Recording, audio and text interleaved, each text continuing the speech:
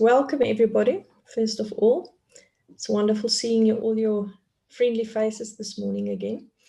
So we're going to start with a visualization exercise.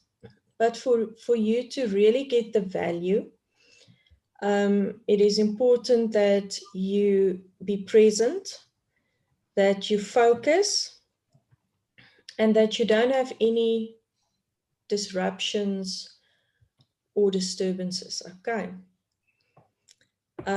So I want you to just sit and relax. Take a deep breath and enjoy the exercise. Okay. Imagine yourself. Oh, before I start, you can close your eyes as well if you want to. It sometimes helps just to close your eyes and remember to take deep breaths. Imagine yourself in a field or a meadow at the base of a mountain. It is quiet, peaceful, and safe. You are going to climb this mountain wearing comfortable boots. When you are ready, begin to climb. Observe the scenery and the woods as you move. Feel the shade of the trees. You come to a stream. Listen to its soothing sounds. It is fresh, and you drink from it. Perhaps you freshen your face and your hands in its cool waters. You go further, and in due course, you reach the tree line where there are no more trees. As you look back over the valley, the view is unobstructed. It is a view of your everyday life, your comings and your goings, your struggles and your victories, your relationships with others and with your own everyday self. Now you resume your journey. In front of you is a large abyss spanned by a bridge. The bridge is strong and safe. You begin to cross the bridge and eventually you reach the other side. It is good to be on the mountain once again with your feet on solid ground.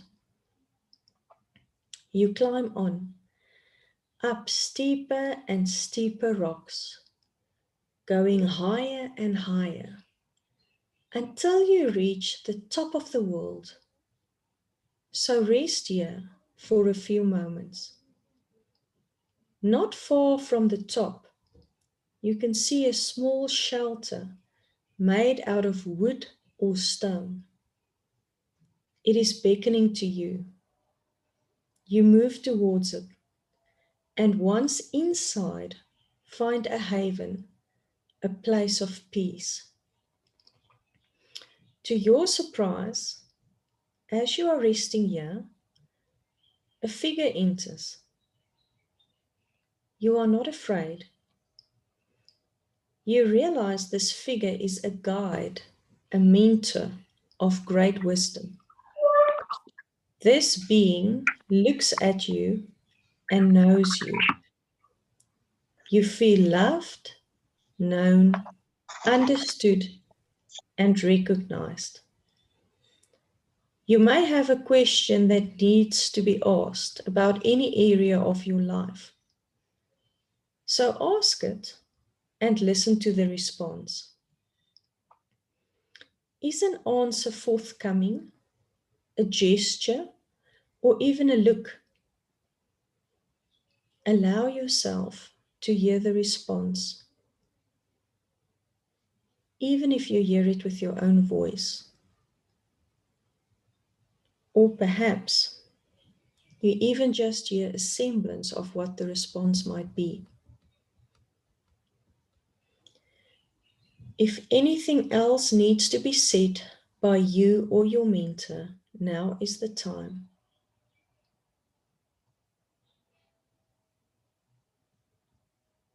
When you are ready, your mentor hands you a gift.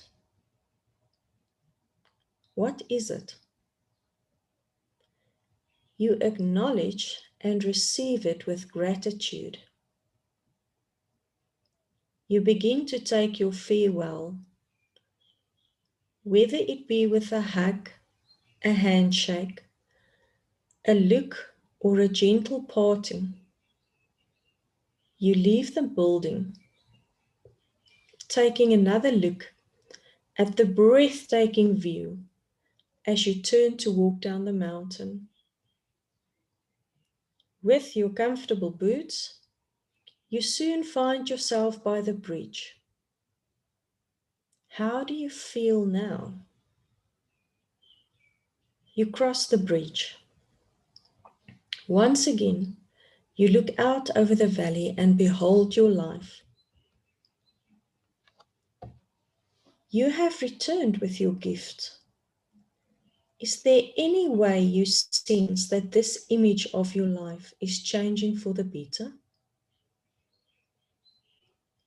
You move on down the mountain, through forest and glade, crossing the stream, till once again you find yourself in the meadow at the bottom of the mountain.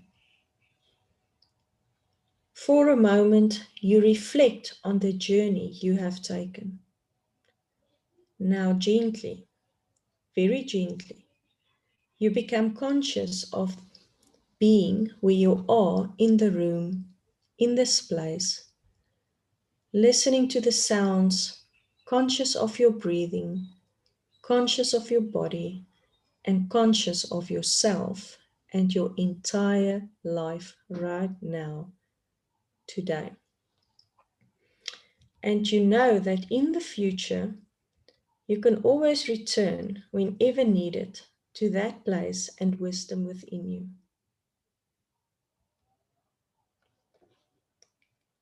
When you're ready, you can just relax and come back.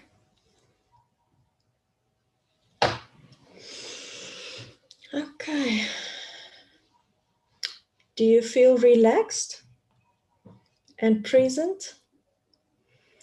Those who want to share if they got a gift and what gift it is, please share with us in the chat box. Just as metaphors are the language of the mind, okay, these kind of mindfulness exercises also help us to access our subconscious mind and bring things to the surface we might not be aware of. Okay, is there anybody that would like to ask anything or share anything before I hand over to Diane?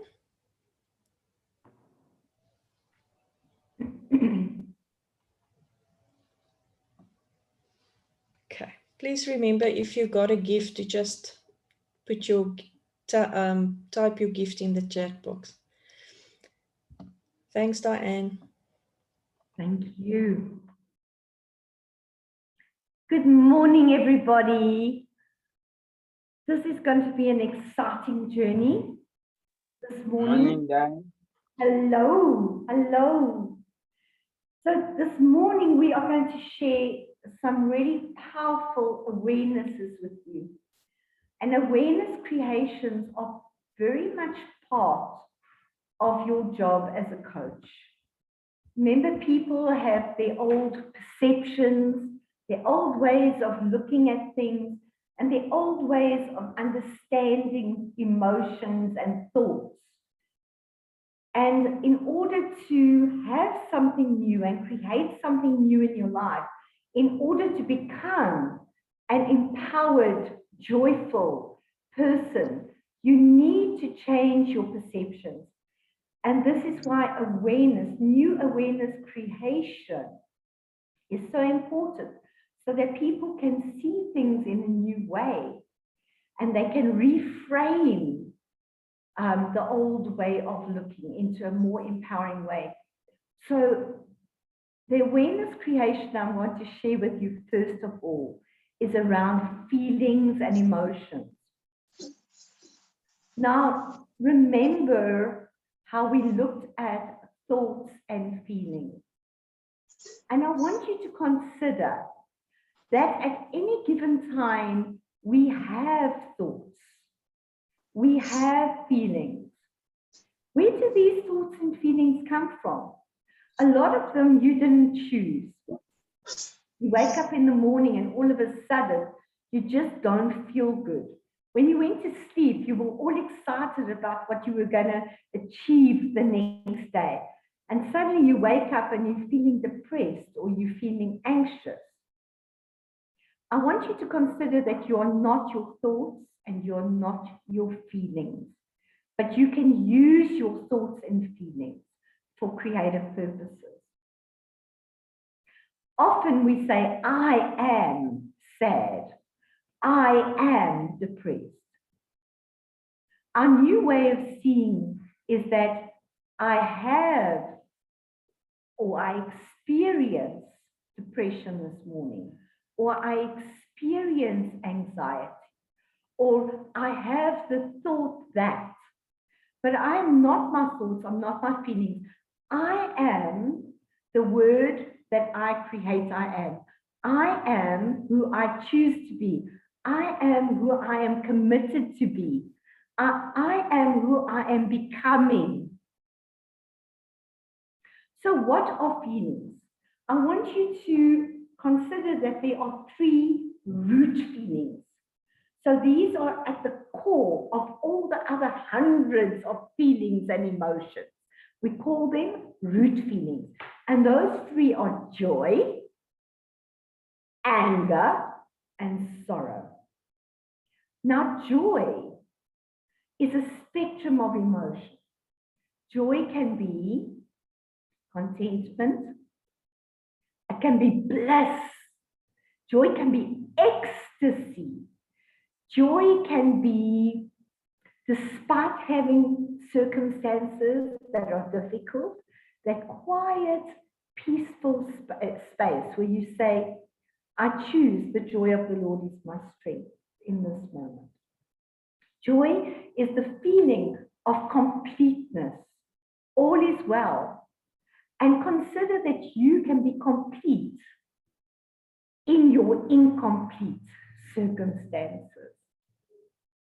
Joy, completeness. Then anger. And I want you to consider that we have been told since children, don't be angry, moenie kwaad wees nie, as if anger is something wrong, something bad. Consider that anger is only your heart's signal to you that something is not working for you. Anger is just your heart's response to something is not right in your world. Consider that anger, when you are angry, you're not thinking about the past or dreaming about the future. When you are angry, something has come into your space and you are present, focused in this moment. If someone, for instance, had to grab your cell phone from you in the street, in that moment, that anger energy causes you to focus on the person that's grabbed your phone. That anger causes cortisol, adrenaline to flow to your legs, to make your legs strong and your arms strong to fight or to run. So anger is empowering. The thing is, you must have your anger. Your anger mustn't have you. Anger is pure life force energy. In that moment, you can take action. Anger, I want to tell you, is passion energy as well. If you see women being abused or child trafficking, or you see people selling drugs on the streets, or you see children being bullied, that anger is passion. It's a passion to take a stand and to take action, to defend, to fix what is wrong in this world. I also want you to think about someone that plays the piano. And with this, they've got Unisa level 6, and they're playing it perfectly theoretically correct.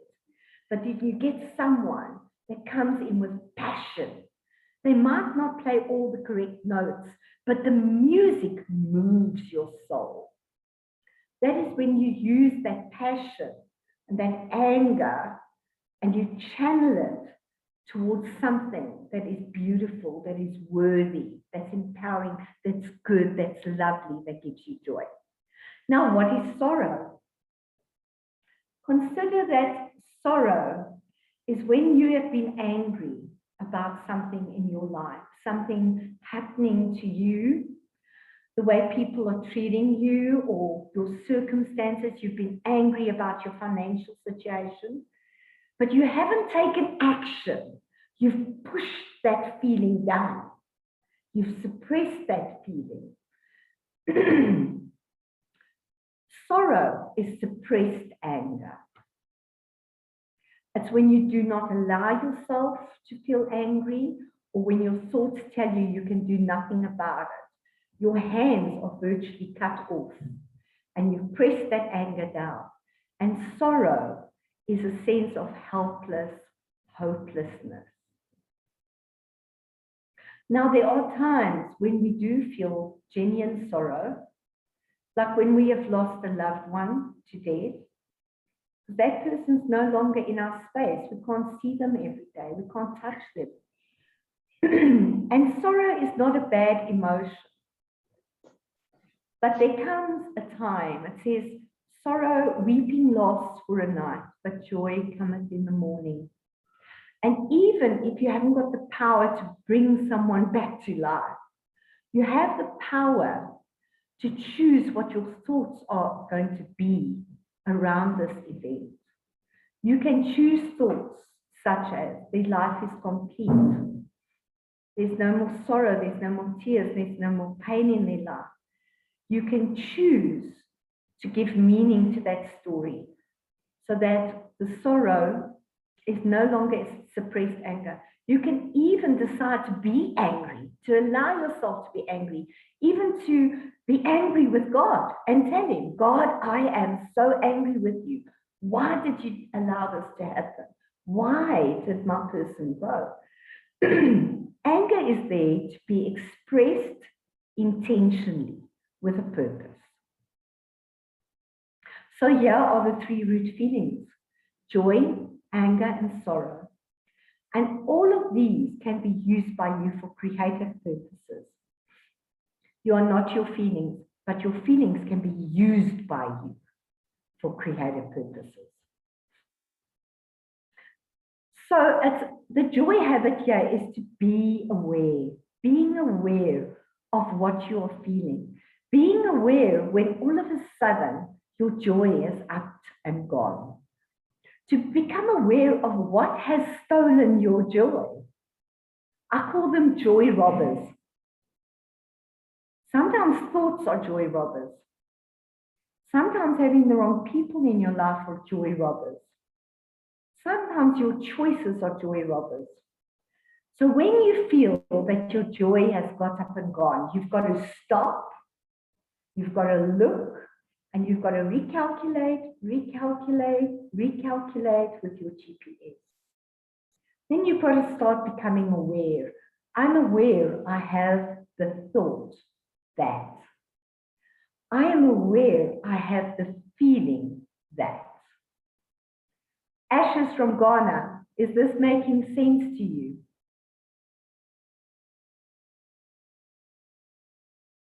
Cool. Your inner GPS, global positioning system, tells you something is wrong. You need to listen to that feeling. You need to listen to what your gut is telling you. When something is wrong, don't say, that's a stupid thought. What's wrong with me? Don't suppress it. Be that feeling fully. Listen, stop, look, listen. Don't try to move away from a feeling that doesn't feel pleasant. Don't try to suppress it or deaden it. What is this feeling telling you? It's a messenger. It's bringing you information from your heart, your gut, brain, from your subconscious mind. It's bringing you information. Turn the light on there. So what can you acknowledge? I can acknowledge I've got a feeling on the pit of my stomach. I can acknowledge something's making my heart beat faster and causing anxiety. Or I can acknowledge I don't feel good about this person. I can acknowledge I don't want to walk down this dark alleyway. I can acknowledge that when I look at Calvin, there's something not feeling right.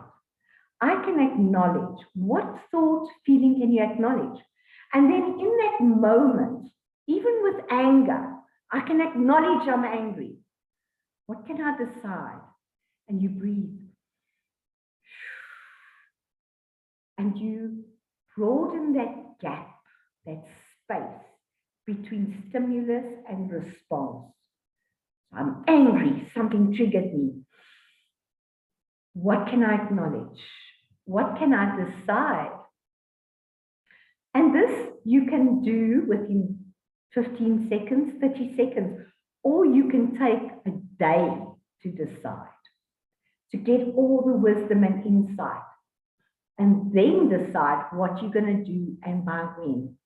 And only then do you let go of the feeling.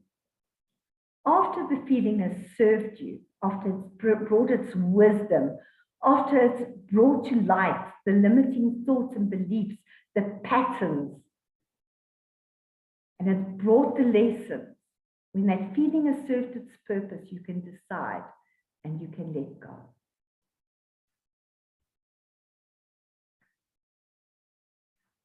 A lot of times these feelings come from deep in our subconscious mind.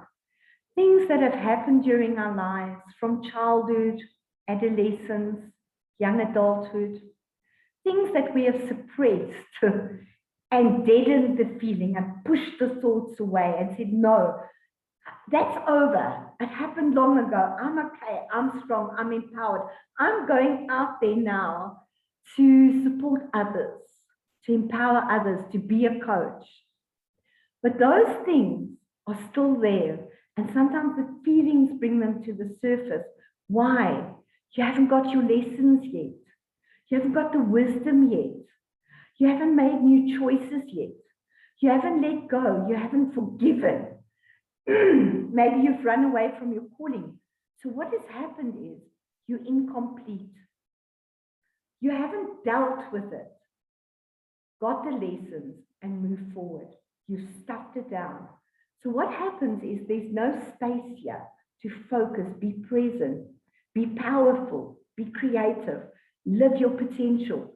Because of these incompletions, all these files are open.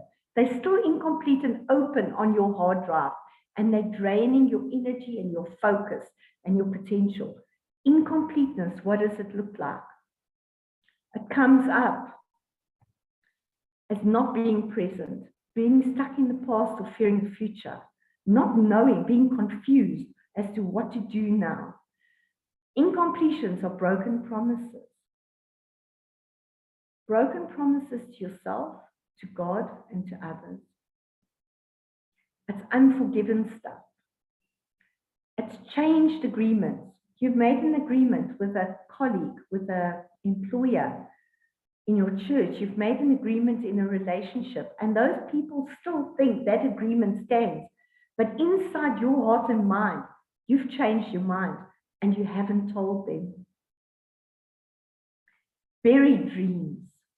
Dreams that you had as a child, as a young person, and because of rejection or failure, you've buried them and thought they're no longer possible. I'm going to tell you today, guys and girls, Those dreams were placed in your heart for a reason, for a purpose, and for a season.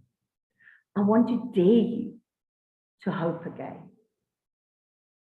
I want to dare you to listen to those thoughts and those feelings in your heart that inspire you, that move you, that excite you, those things that you've given up on, and to hope again, and to go and stand on the promises of God. Because He never puts things in your heart that He also doesn't give you the ability to achieve. I want you to hope again. I want you to go and find those buried dreams. Then there are unresolved arguments. You know those arguments that you go round and round and round, and there's never conflict resolution. There's never a win-win situation. There's a win-lose situation or a lose-lose situation. Those things are unresolved. I want to tell you that through this journey, my friends, you're going to find tools that will help you to face those arguments again and to resolve them so that you can move forward to an inspiring, powerful future. Then there are incomplete callings. You were called and you turned around and you never completed them. There are incomplete relationships where there's a high standard for a relationship, but you're settling for the superficial. Your soul will never be satisfied by mediocrity. And then there are fixed points of view, where you believe it's got to be your way or the highway, where you believe in black and white. It's either or thinking, where you can't consider other options or that you might be wrong. And there's withholding. So you're saying, you know what? in this relationship or this career, I'll just do so much. I'll hold my passion back. I'll hold my gifting back. I'll just do this much because they cause incompletions. They cause illnesses. They cause depressions in you, tiredness. And then any form of attachment of I have to have this, I will not let it go. And I'm not giving you examples for everything because I'm trusting that the Spirit and that your subconscious mind will bring to the surface what you need to complete now. We can't make a rose grow faster by tugging at it. Say, grow, grow, grow. You can't do it to yourself and you can't do it to your coaching clients. When something is ready to be dealt with, the subconscious mind will bring it to your thoughts and to your feelings. So I'd like to see some thumbs up to those that are getting. And when I'm talking about getting, I'm not talking about totally understanding everything about what I've shared, but that you, in your gut, in your heart, you're understanding the concept of this and the possibility of this. Can I please see some thumbs up that you are understanding about being incomplete and how your heart and your mind brings emotions and thoughts to the surface so that you can look deeper and you can complete. Wonderful. I'm seeing some thumbs up. Nice. Itu meleng.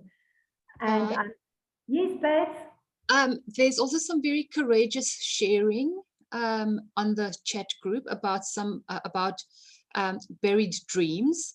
So Tandeka said, I wanted to study social work for a career, but couldn't because of family matters and financial constraints. Zelda said, I had a great love for singing and had great times doing it. However, life happened. So my singing hobby never reached any heights. Rita Bile said, buried dreams, couldn't finish studying industrial psychology due to me losing focus. So I just want to say thank you to all of you for sharing so vulnerably with us, and we appreciate the sadness that this must have brought into your lives.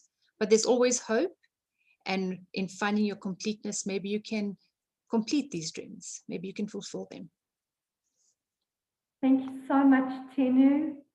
This warms my heart. Remember, friends, awareness is always the first step. And what a gift it is to get this awareness. And I know that many of us coaches on this journey are completing the incompletions. And I can tell you from my personal life that I only started on this journey at 43.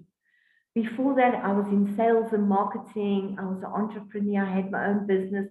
I also worked in some really, really difficult, challenging, exhausting careers where I wasn't in my uniqueness. I was trying to do something that I had the intelligence for, but not the heart and the makeup. I wasn't created for that. There were broken promises, unforgiven stuff, changed agreements, buried dreams, postponements, withholding, fixed points of view in my life until the age of 43. And I want to tell you, at 43, I never dreamed that I'd be doing this wonderful calling, this fulfilling calling, a passion of coaching. I never dreamed I would be standing on a stage in front of hundreds of people talking. I had stage fright. I never dreamed what God had created me for. And by being brave, us coaches that have walked this journey and are working this journey, by being brave and feeling the feelings and seeing the thoughts and doing the work, we have experienced life at the most incredible level. Our joy has grown exponentially, our fulfillment, our meaning. Beautiful new relationships have come into our lives. Healing has come. I want to tell you, go for it. Go for it. Just do it. Just make it. And then I want to tell you, keep on walking. So the art of completion on these is a 3-step to presence and completion. And it's simple. We keep it simple. We accept what is our reality. We admit this is what it is. We get out of the movie of our mind. We get out of the story we've been telling ourselves. And we start looking at what is. We accept and we admit, because what you resist persists. What you are attached to keeps persisting. Open your hands, let go, surrender to what is. No matter how uncomfortable or unpleasant it is. Accept and admit, step 1. Then choose and decide. You can always choose something new. It doesn't have to be a big thing. It can be a small thing. One small pebble in a pond creates ripples that ripple out for meters and meters. Choose one thing that will take you closer to joy every day. It might be to start singing in the shower again. For me, it was buying a keyboard and playing badly, but enjoying every moment. Take up the paintbrush, started painting badly. And a couple of years later, I was supporting my family with my art. Do it again. It is, if you can't go to university now, go to the library, read those social, those books that make your heart beat faster and inspire your mind and empower your hands to make a difference. Make a small choice that's within your power, but do the thing that makes your soul sing. And make a decision decision. Have that difficult conversation. Learn how to create win-win solutions. Learn how to let go of what is not working. Just let it go and open your hand for something new. Give up that feeling. And you know, you don't have to want to give up the feeling. You don't have to think it's a good idea. You can just decide to give it up right now. And when you're ready, just open your hand like I am with this pencil. Just let it go. Give up, let go, give away. 3 steps. Just do it. Okay, we're going to go through this quickly. Accepting is giving up the resistance to what is. Resistance and denial keeps us stuck in the same sad, unfulfilling place. What you resist requires energy. Thought is energy, remember? This energy is not available for creative purposes and for creating your dream and completing your course. And when you're stuck, you don't attract the good stuff. It's who you're being when you enjoy, when you're inspired, moved, and touched. Like attracts like. You start attracting these things into your life. Decide. When you are stuck, undecided, you're stuck in consideration. You like a tree in the wind. You're going this way, that way. Making a decision aligns the direction of your focus. Allows the energy to flow in one direction that becomes powerful. And you experience completion. Giving up is very powerful. It creates instant completion. Sorry, guys. Please forgive me.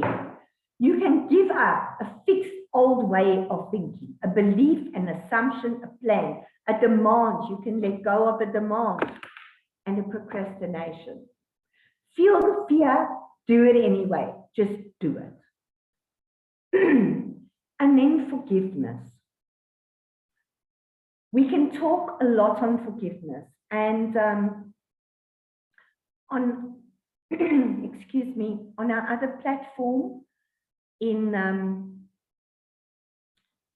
our transformer programs and our other programs, there's a lot on forgiveness and insight and awareness, but I want to really make it very simple today. I want you to close your eyes with me and to remember a time when you did something that if you knew then what you know now, you never would have done that thing. I want you to remember a time when you did something that you struggle to forgive yourself for, that you are incomplete with, that you have suppressed and put right in the back cupboard of your awareness.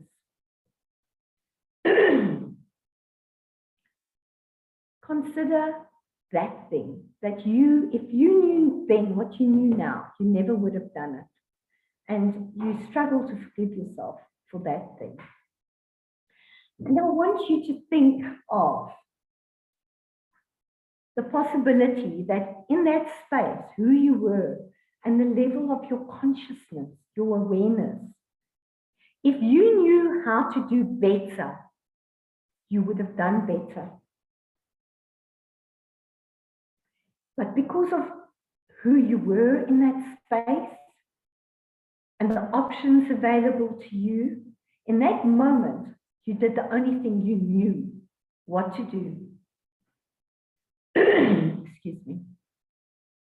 So, if you knew then what you know now, would you have done it?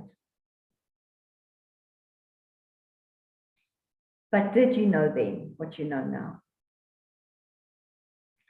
So can you forgive yourself?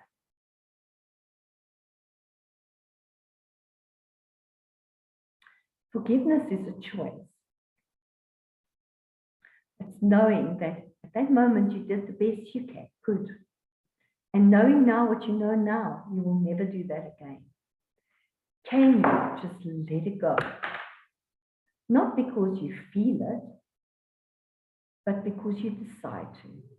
So that you have energy now for your road ahead and for the great calling that you've been called for.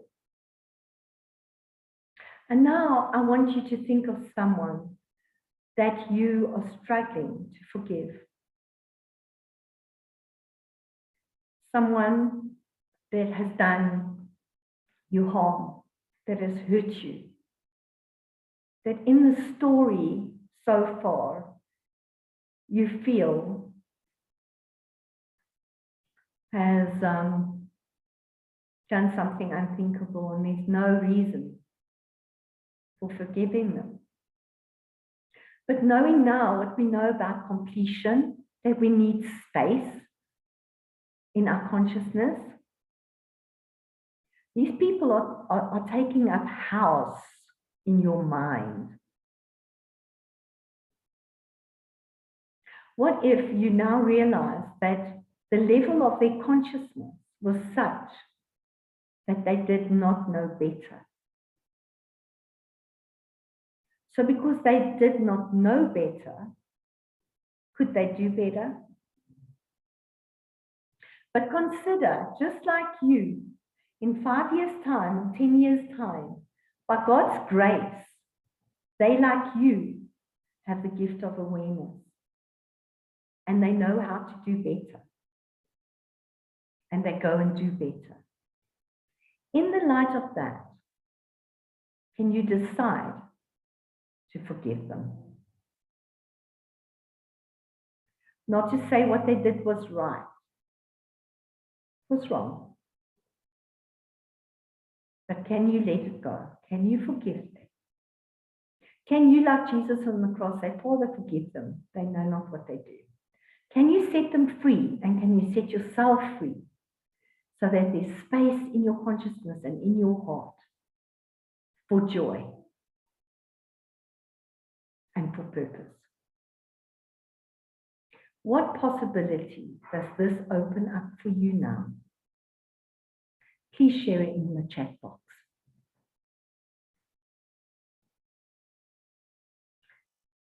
Tenu, I ask that you watch the screen for me in the chat box and share with me what is happening and what is coming up and what is being shared. Hi, Di. Yes, I think it must be Strike from Morula. Has just shared that he said that in 2018, just before a gaming group moved from Mopopani to mainland Times Square, I had a chat with the former CEO who wanted to recruit me to join them, and I rejected the offer. So Ms. Diane is directly talking to me right now. Amen. And then Giovanni asked, can you just ask the question again, please? He did not understand. Which question? Giovanni, if you could just clarify that, please. And then Errol put a comment that says forgiveness has no time frame. Yes, Errol, I love that insight. Forgiveness is a process. Just like letting go and giving up is a process. And we can give up, we can let go, and we can forgive in degrees. There is no time frame. I think the question is, if you could forgive, what possibility would open up for you? I see Veronica has joined us here. Veronica, would you like to share anything? Yeah, I just want to mention, that oftentimes I had a lady that I coached that her father, sexually molested her when she was small, and she couldn't forgive him. And she said she wanted to go to his grave, and she had these fantasies of vandalizing his tombstone. So what I just realized is sometimes we think we have to face someone to forgive them and we have to have a conversation, but it's not really about them at all. It's about you not being willing to drag this ball and chain behind you uphill for the rest of your life. And by just letting go of that emotion that you've been carrying with, that is what it's all about in the end. Even if someone that have hurt you died and you cannot confront them, because sometimes we feel people need to ask for forgiveness or they need to understand what they did to you. And the reality is, if you wait for that, you will never let go of the pain and of the bitterness. So it's really important to get this, guys, that we have to decide if we want to continue carrying this burden. And if we are at a point in our life where we say, no, I'm not prepared to continue carrying this burden with me, I'm at a point where I want to let go so that I can move forward into joy and freedom and peace, no matter what this person is doing or saying or thinking. Even if they're not here anymore, even if they have died, I just think that that is powerful to get. If I Thank may share, I don't want to go into too much detail about this, my story, but when I was a little girl between the age of 3 and 5, I was abused, and my abuser died 30 years ago. So my story was, I'm a survivor. My story was, at the age of 43, I let that go long ago. I've dealt with that. I'm a big, strong girl. I don't have to forgive, I've forgiven. But I tell you no lie. In my subconscious mind, that story ran deep. And at the age of 43, I had to go back to that space through visualization. And in that space, my abuser was in the body of a 40-year-old man. But inside his soul and his broken heart, he was only a little boy who had been abused himself. And he didn't have the consciousness or the awareness or the spiritual intelligence or emotional intelligence to master himself. He just was triggered and reacted out of that unconscious space. And knowing that he could not do better because he did not know better. I could forgive him. I could have compassion for him, knowing that he did not know better. And one more thing I want to tell you is that I judged certain people. I judged people that got divorced. I judged my friend's husband that had an affair. And the result was she hung herself in China. She committed suicide. Until God took me on a journey where I too made poor choices. I did things that I would have judged others for, because in that space, in that emotional space, I did not know how to do any better. So I'm not telling you what to do, but I'm inviting you to explore this possibility. Because if I was stuck at the age of 43 as a survivor, I would never have lived a life of fulfillment and thriving that I do now. I'm wondering if you take a break, Veronica. Yeah, Di, before we break, I just wanted to mention something. I see a lot of the chats talk about, what about people who keep on hurting you? So guys, we need to be wise. Forgiveness doesn't mean that you're going to allow the person to keep on abusing you. Okay?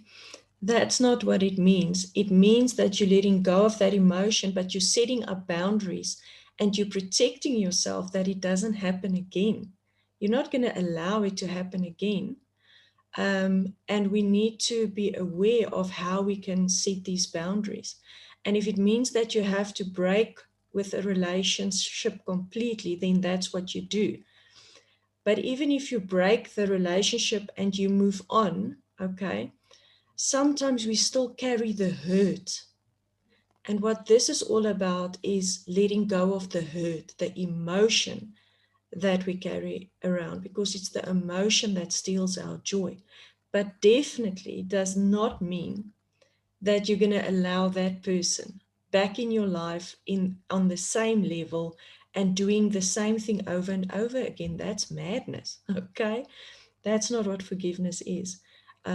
We have to have healthy boundaries, and sometimes there are people in our lives that shouldn't be there, and we have a choice who we allow into our lives, okay? But letting go of that emotion and saying, I'm not going to carry this burden of hurt and bitterness with me anymore, because it makes us sick. It literally makes us sick. Okay. Can I Thanks just, for that, Diane. I can I also think it just is say something? time for a break now. It is what? Let me see. It's 5 minutes to 10, so 5 minutes past 10. Let's be back again, and then we'll continue. Just Veronica, take a quick break. Yes. I just want to say, I see somebody said you cannot forgive if you cannot forget. Remember, you cannot forget what was done to you. It will Yeah. be like we have to brainwash you. Yeah. Forgiveness is a constant thing, and that's why the Bible says you must forgive 70 times 7. So every time the thoughts or the pain or the emotions come up, you must Yeah. make a constant decision to forgive again and Yeah. again and again, till when you think about what happened, doesn't bring up any emotions anymore. So remember, sometimes you have to forgive somebody 10, 20, 30 times, but it's Yeah. an ongoing process. And you'll never forget. I mean, you're not going to erase it from your mind. What you are going to experience if you forgive is that when you remember, it doesn't bring that raw emotion. You won't feel that raw emotion anymore. There And will I be a want to share one release. more thing, Dee. Yes. I want to tell you that your wounds can become your medals and your trophies, and your mess can become your message. And you can move from being pitiful to powerful. And this is all part of someone with a calling on their life. Mm. So it's taking the lead in the furnace of affliction and transforming it and transmuting it to gold. Mm. Nothing is ever wasted. Remember, Cheetah. Yeah. Awesome. Okay, thanks, guys. Let's take a 10-minute break, and then we'll back by 5 past 10. Okay. Thank you. Thank you. Okay. So in wrapping up completion, I want to say that completion can happen instantaneously. You can acknowledge, decide, let go. Forgiveness can take time. And one can't rush the process, but process we should.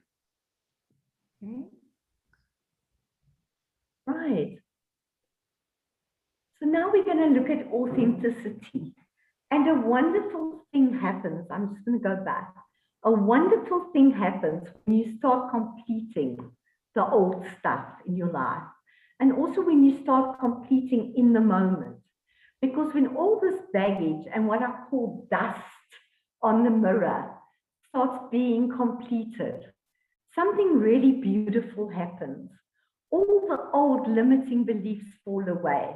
You start becoming more and more the person you were created to be. And then something happens which we call authenticity. It means you own everything that has happened to you. You take responsibility for creating the meaning. You become whole and you become real. Not perfect, real. And what happens is you can see authenticity in someone's face. The eyes shine, the whole face smiles, or the whole face expresses what is in your heart. You're real. You become emotionally and psychologically naked and unashamed of who you are. And Authenticity, when you are authentic and I'm authentic in a coaching session, our souls smile at each other. The masks fall off. And you feel safe being who you are. And when you are authentic and you feel safe being who you are, owning your stuff, the client is able to feel safe with you and they are able to be authentic too.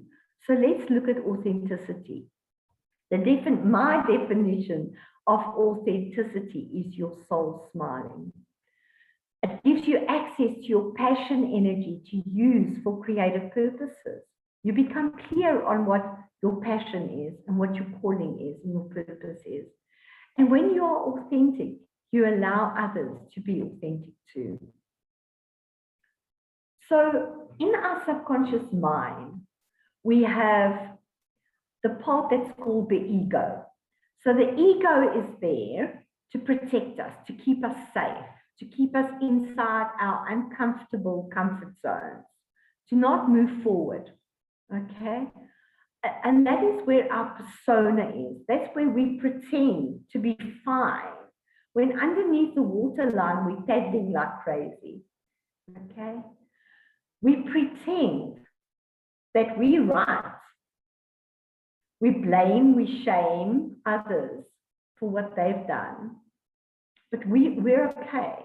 The persona is where we use our personality or our temperament as a crutch for who we are being. Then that is, underneath that is our shadow.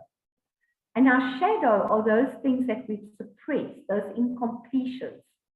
Okay, there where we're resisting what we are. Our shadow part is where we have our anima or animus. This is what Jung called. It is our life force energy. Okay, it's our sense of agency. But those parts of ourselves that we reject are in our shadow. So pretending through the persona that my life's perfect, I have it all together, but underneath in the shadow, there's that little girl that was abused between 3 and 6. Never dealt with it. So what happens when someone does something or says something that triggers me in that wounding, I become that angry little girl, that survivor, that fighter, right?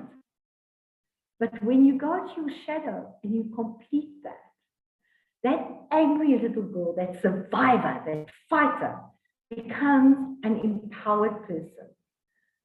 We don't survive, we thrive. We can take a stand and we can be assertive, but not aggressive. So let's go a bit deeper into this. How do you find your shadow? You go and you look at the things that you say you may not be. What may you not be? It could be, I may not be weak. I may not be tired and rest. This was one of mine. So what happened? I burnt out 3 times in my life and got an autoimmune disease. I may not be childish. So if you may not be childish, you're always serious and professional. But where's the energy in that? Where's the inspiration? I may not be childish, maybe. I may not be playful. I may not be childlike. That beautiful awe and reverence and playfulness in the beauty of life. I may not be lazy. So then you're a workaholic and you work 20 hours a day. I may not be loud. So you keep all your passion and your enthusiasm inside and you speak in these dulcet tones. But that's not powerful. Sometimes this thing, I may not be loud. God created me loud. He created me to go and stand in a pulpit and speak to people without a microphone. So this may not be loud. Will stop you from walking into your calling. I may not be emotional. If you can't be sensitive and emotional, then how can you feel compassion with another hurting soul? I may not be too successful. How many of you, like me, have given up on careers, have taken lower paying jobs, so that people around you do not be threatened by you? What may you not be? I want you to have a look at that. I invite you to have a look at what may you not be and write some of that in the chat box. Because when you can own it, it doesn't own you. It comes out of the shadow where it's shameful and it moves to the light where it can shine. And as Nelson Mandela said, we do not fear our darkness, we fear our light. Who are you that you may not shine? Find your gold in your shadow. Strip away the shame and own it. Bring it to the light. Write in the chat box, what may you not be?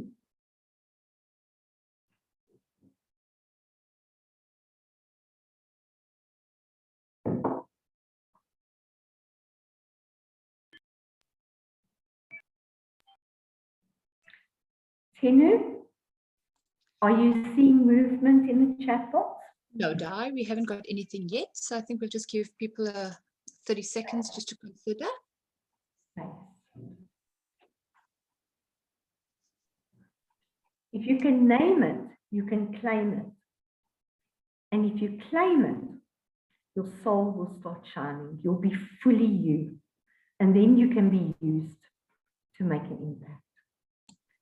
And you know, Isaiah 61 says, he came to heal the brokenhearted and set the captives free. And we've got a response from Shuri that says, I may not be too soft. Tian says, I may not be needy. I want a lot of things, but not necessarily need it.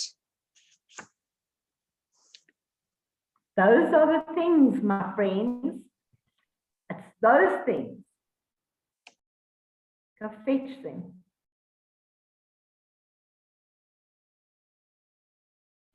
I invite you to be brave and courageous. You know, when we were little kids, we were afraid of the dark, and there was nothing in the dark that could harm us. It's a lie. Your gold is buried in the shadow. And then Kirsty says, Di, I may not be too brave or successful. Thank you, Kirsty. And then also maybe just a note, you know, we've suppressed this for so long. We've hidden it under so many dark mattresses that uncovering it will take some time. Or rather acknowledging it will take some time. Absolutely. So I invite you to take this home with you, to go and get your journal, your notebook, and go and get quiet in that golden hour. And ask yourself this. So put your hand on your heart and say, what may I not be? And take the time to do the inner work. We're not going to tug the rose to make it grow faster. We're going to allow ourselves that safe space to slowly and safely let these things come to the surface. So we've got a few responses, Di. Elizabeth says, I may not be emotional. Alzan said, I may not be an overthinker. Itumeleng says, I may not be the best. Giovanni says, I may not be too sensitive. So yeah, Tandeka says, I may not be successful, brave, and a pushover. And Luke says, I may not be comforting. Zelda says, I may not be selfish, but sometimes it is merely the fact that you need time for yourself to become motivated. Amen. And I see a hand up here. I see Pamela. Pamela. Pamela, what would you like to share, my friend?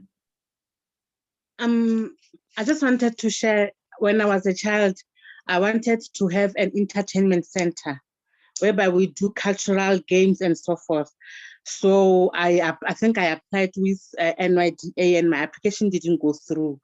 So as I was growing, that dream fell off.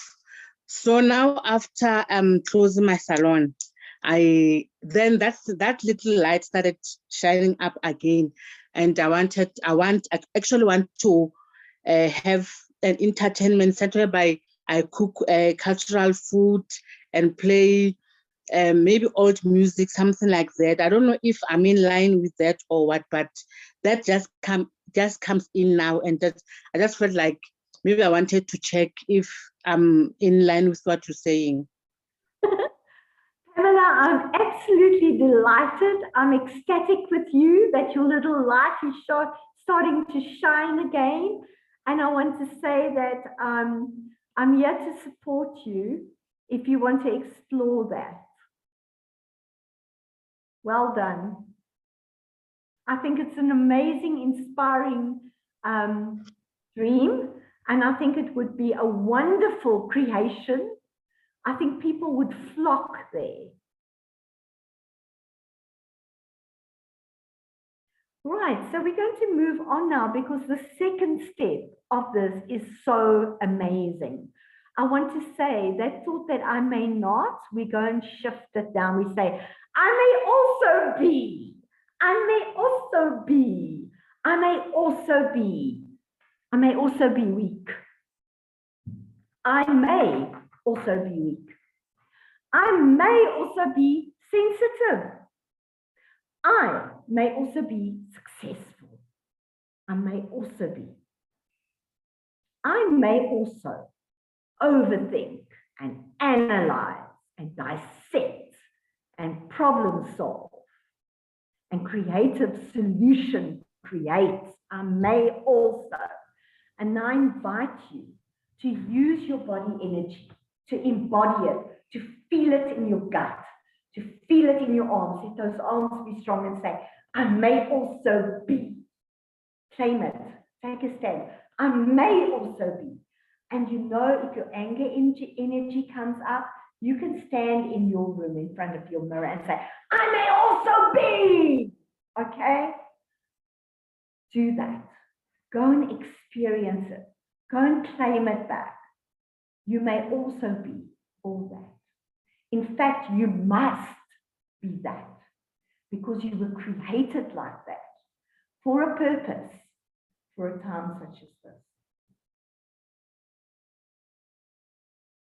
So what are your thoughts? If there are any thoughts you want to share around that in the chat box, this is your opportunity. Anger energy is passion energy.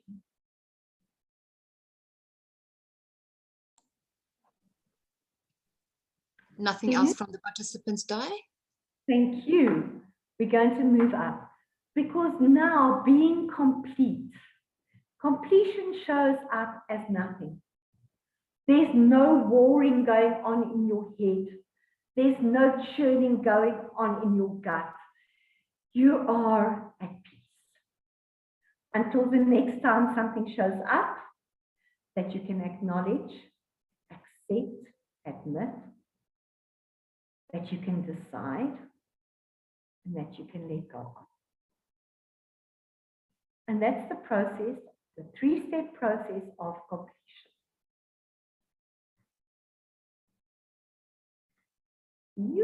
This is a really intense module, ladies and gents. There's a lot of things here. So what power does context have in your life? Oops. Anne, Yes, Veronica. I think this is Tinu's part. Fabulous. There we go. Thank you, Tinu. No, Veronica, I'm not in context today. I'm doing reframing. Oh, but it's the beginning of reframing. Okay, well, I can do it anyway. Thanks for throwing me in. You've done this so beautifully so many times before. Welcome, Tinu. Oh my goodness. Thank you very much, everybody. So yes, I think Di has, we've had such a lot to think about today. So much about how our inner workings really determine where we are and how that influences who we are being in our present moment because of past experiences. So the power of context really says that when we want to create a life of our own design, then we need to be able to make sure that we have the right context for it, the right environment for it. And the definition of context for us is something that really inspires us, something that excites us. It makes us want to do more. It makes us want to take on challenges. So if we consider that in order for us to grow and be more, we can't be in the same place all the time. That we need to look for opportunities for growth. But if we keep holding on to the past for an area where we've had hurt and pain and just darkness in our lives, then how do we ever plant a garden where we can grow, making a beautiful space for us to live a life of abundance? And so, eventually it says that eventually it evolves us into people we always knew we were meant to be. Because once we accept all those parts of us, once we move from incomplete to being complete, once we've looked at our shadows and accepted who we truly are, not who we were told that we are, but who we believe we are, once we embrace our authenticity, then we arrive at a place where we are meant to be. And if we are willing to examine our context and really be honest with ourselves, and I think when the few exercises that we were doing this morning with Diane really asked us to be quiet with ourselves and to dig. Sometimes it's when we've got that scab and we scratch and we scratch and we scratch, it's uncomfortable to scratch. But eventually that wound heals. And perhaps that is where we have to be. We need to get rid of what we don't want to think about. We need to go to the places where we didn't want to be before. Allow the healing to happen. And then we can redefine where we want to be. We can find true happiness in that context. So it says that the good news is that change is just a thought away. And the ability to choose is always our own. So I'm going to leave this thought with you just for like 10 seconds. The good news is that change is just a thought away. And the ability to choose is always our own. And I also want you to reflect now on so many things that we've covered over the past few weeks, where the golden thread through all the topics that we've talked about is the power of our thoughts. And the freedom that we have to choose our responses or to a specific experience, in that lies our power. And in that lies our power to choose our context. Di, will you move on for me one more? Absolutely. So a new self-created context is I am my word. And this is where we want to explore integrity and what it means to know that word has creative power. That when we speak into our lives, because I think we must remember that the words that come out of our mouths are a manifestation of the thoughts we have in our heads and the feelings that we have in our hearts.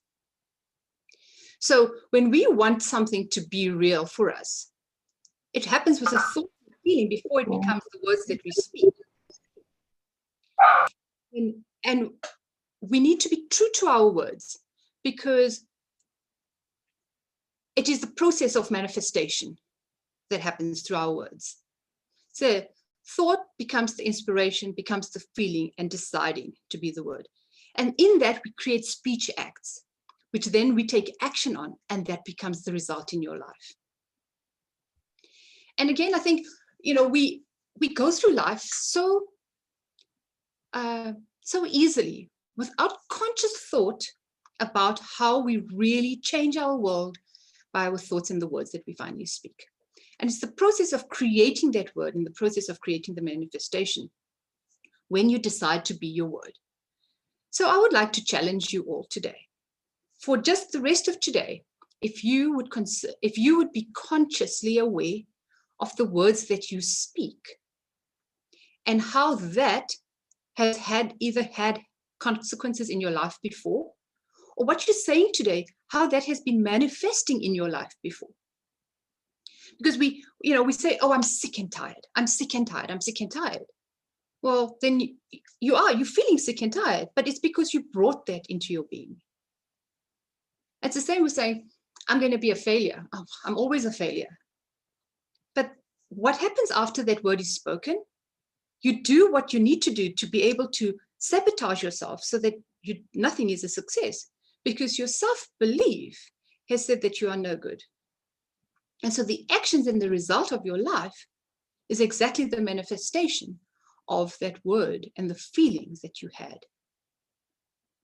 So when we say yes, does it mean yes for us? Was it no? Maybe?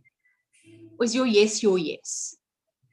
And I think the power of the word cannot be emphasized. And I'm sure you have had so many experiences, personal experiences, and it would be wonderful, again, maybe in your golden hour, like Di says, your quiet time today when you sit back and have your cup of coffee, is to consider how the words that you speak is creating the environment of your life.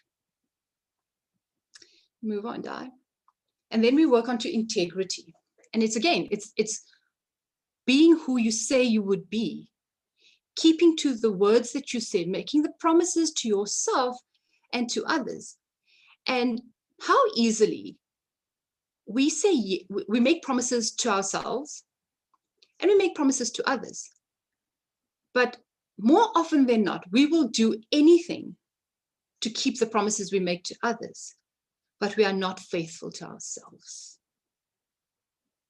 And so when integrity says that when you do what you said you would do, by the time you said you would do it, it builds a level of self within you where you know what you know is true, that you guard your words and the promises that you make so that you do not fail anybody, and most of all, you do not fail yourself. It says when you live in alignment with your soul core values that are aligned with principles, then you live a life of integrity. And we've done the values list, and you know what your core values are. And we've spoken about principles. And how does your life reflect those core values and principles to which you live? And your level of integrity is in direct relation to the level with which you achieve your goals. So how many of us, New Year's Day, we all have resolutions, right? Because we all know it's a new year. Goodness, I've eaten too much over Christmas. I need to lose that weight. And come the 1st of January, I'm out and I'm walking and I'm watching my diet. But come the 1st of February, oh my goodness, I don't feel like it anymore. So who am I fooling? Where's the integrity that I have for myself? I said I would do something, but was it just a promise made very lightly, or was it really focused? And I think that is where we all need to just step back and say, when we say something that we're going to do, are we really walking in integrity to get this done? And I love this quote by C.S. Lewis. It says that integrity is doing the right thing even when no one is watching. Because oftentimes we show other people that we do everything, that we are the right people, the persona that we have. But behind closed doors, we're just the couch potato. So maybe we all need to take some time and just reevaluate, how integrous are we really to ourselves? Thanks, Di. Next slide. It says that in the beginning was and always is the Word. And if we just consider again that, everything that we bring into reality is through the words that we speak into our lives. And so we need to ask ourselves every time we say something, that is what I am saying true? Is it based on principles? Because remember we said that we cannot break principles. They are universal laws. We break ourselves against those principles. Is what I am saying true? Is what I'm saying kind? Will it build somebody up or will it bring them down? Does my words build myself up or does it bring myself down? And is what I'm saying appropriate? Because oftentimes we find ourselves speaking when there's no need to speak. Is this the right time for us to be saying what we need to say?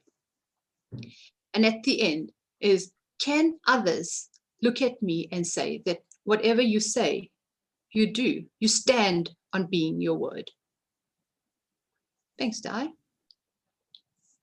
And being the word is just like principles, because if you know you are your word and you break your word, you break yourself. Yeah, thank you. Next slide. I'm trying. Okay, maybe I should share from my screen. Okay, let's go on until we get to reframing, and then I'll open up my screen. So, and I want us to just think back, because this entire program is not just about self-development, right? It's around training you to be coaching practitioners. And what is wonderful about the program is that it's so self-reflective. And in our growing and in the experiences that we have through this program, we are able to be of better service to our clients, to our coachees, to the people who come to us asking for advice. And we know that we cannot give them advice, but that they need to find the solutions themselves. And for us to look at the importance of positive thinking, and how positive words really change our outlook on life.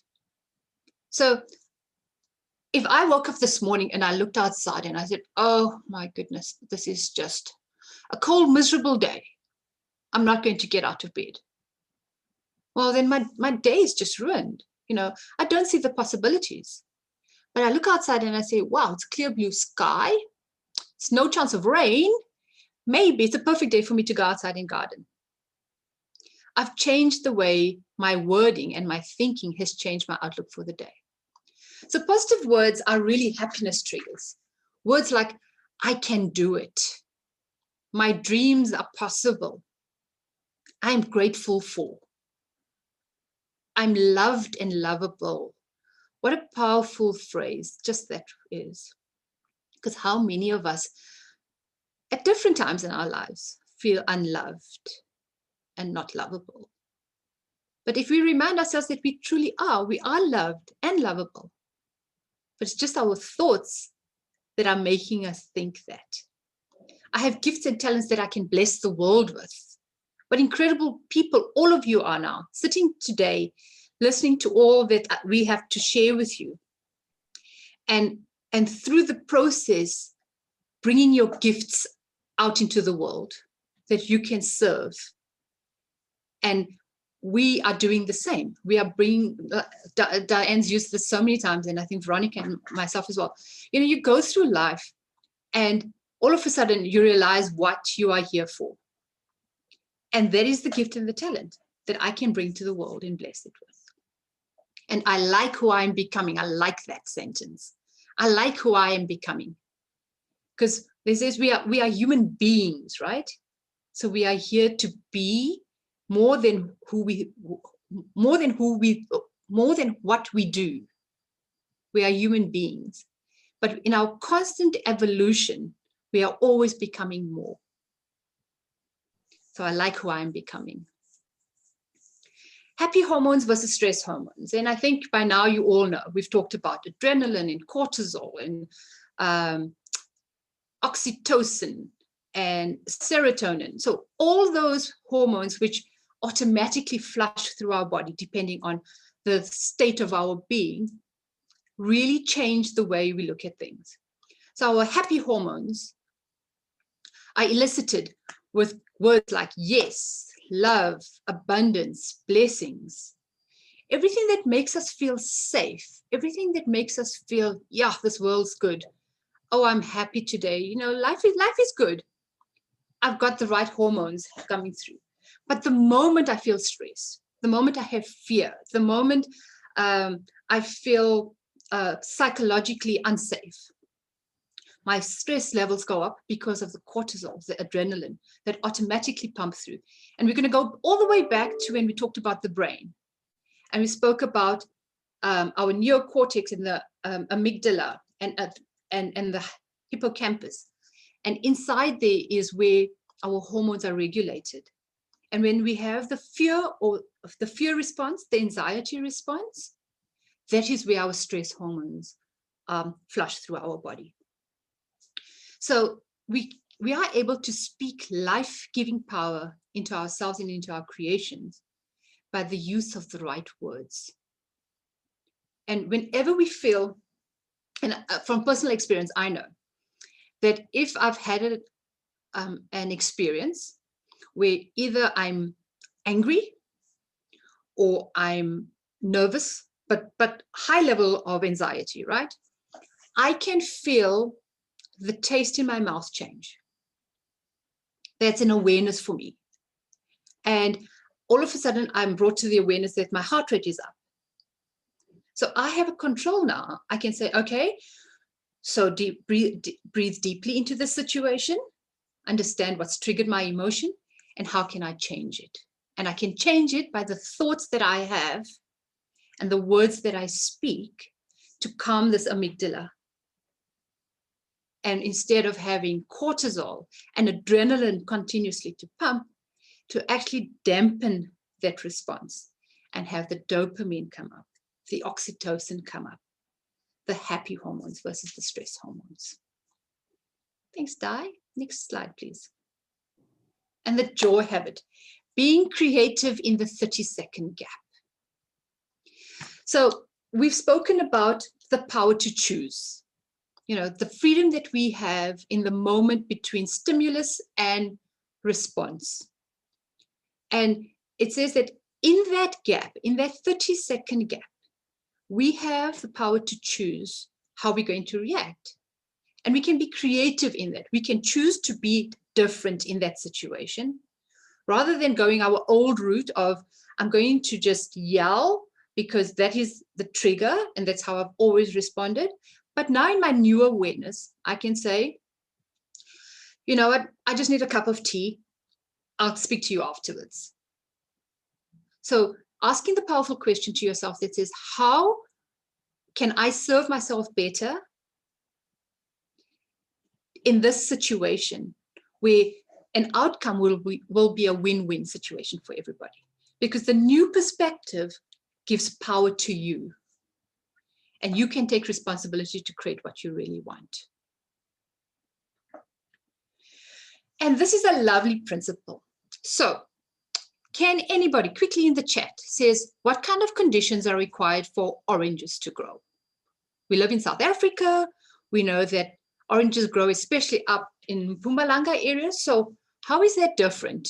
What is the conditions that we need? Anybody?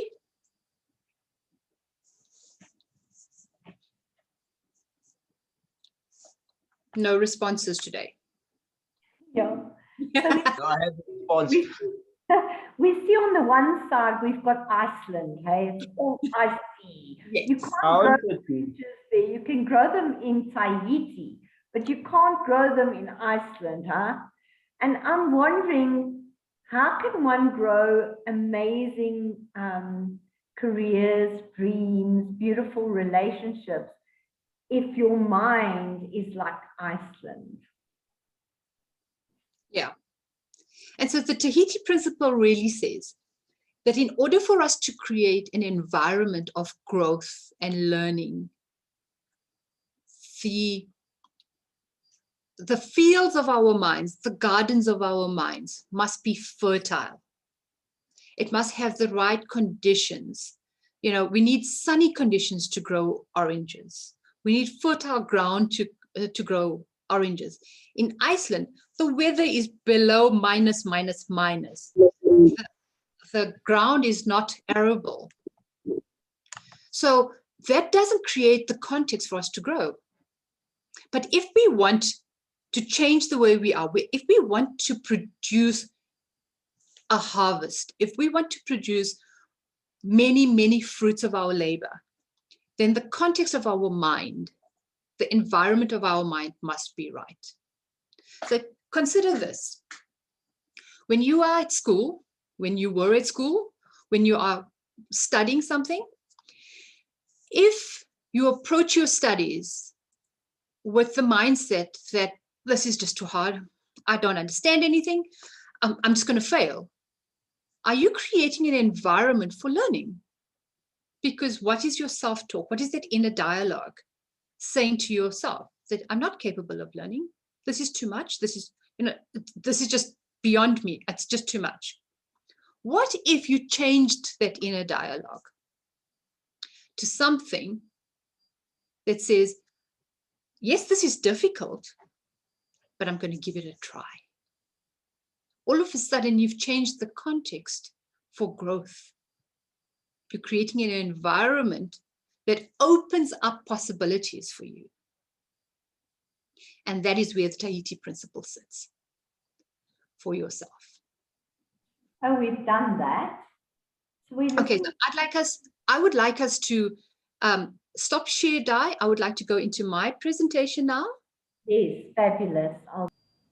So I'm hoping that everybody's back again and had a good break, got to move a little bit, and are ready to be with us again for the rest of the session.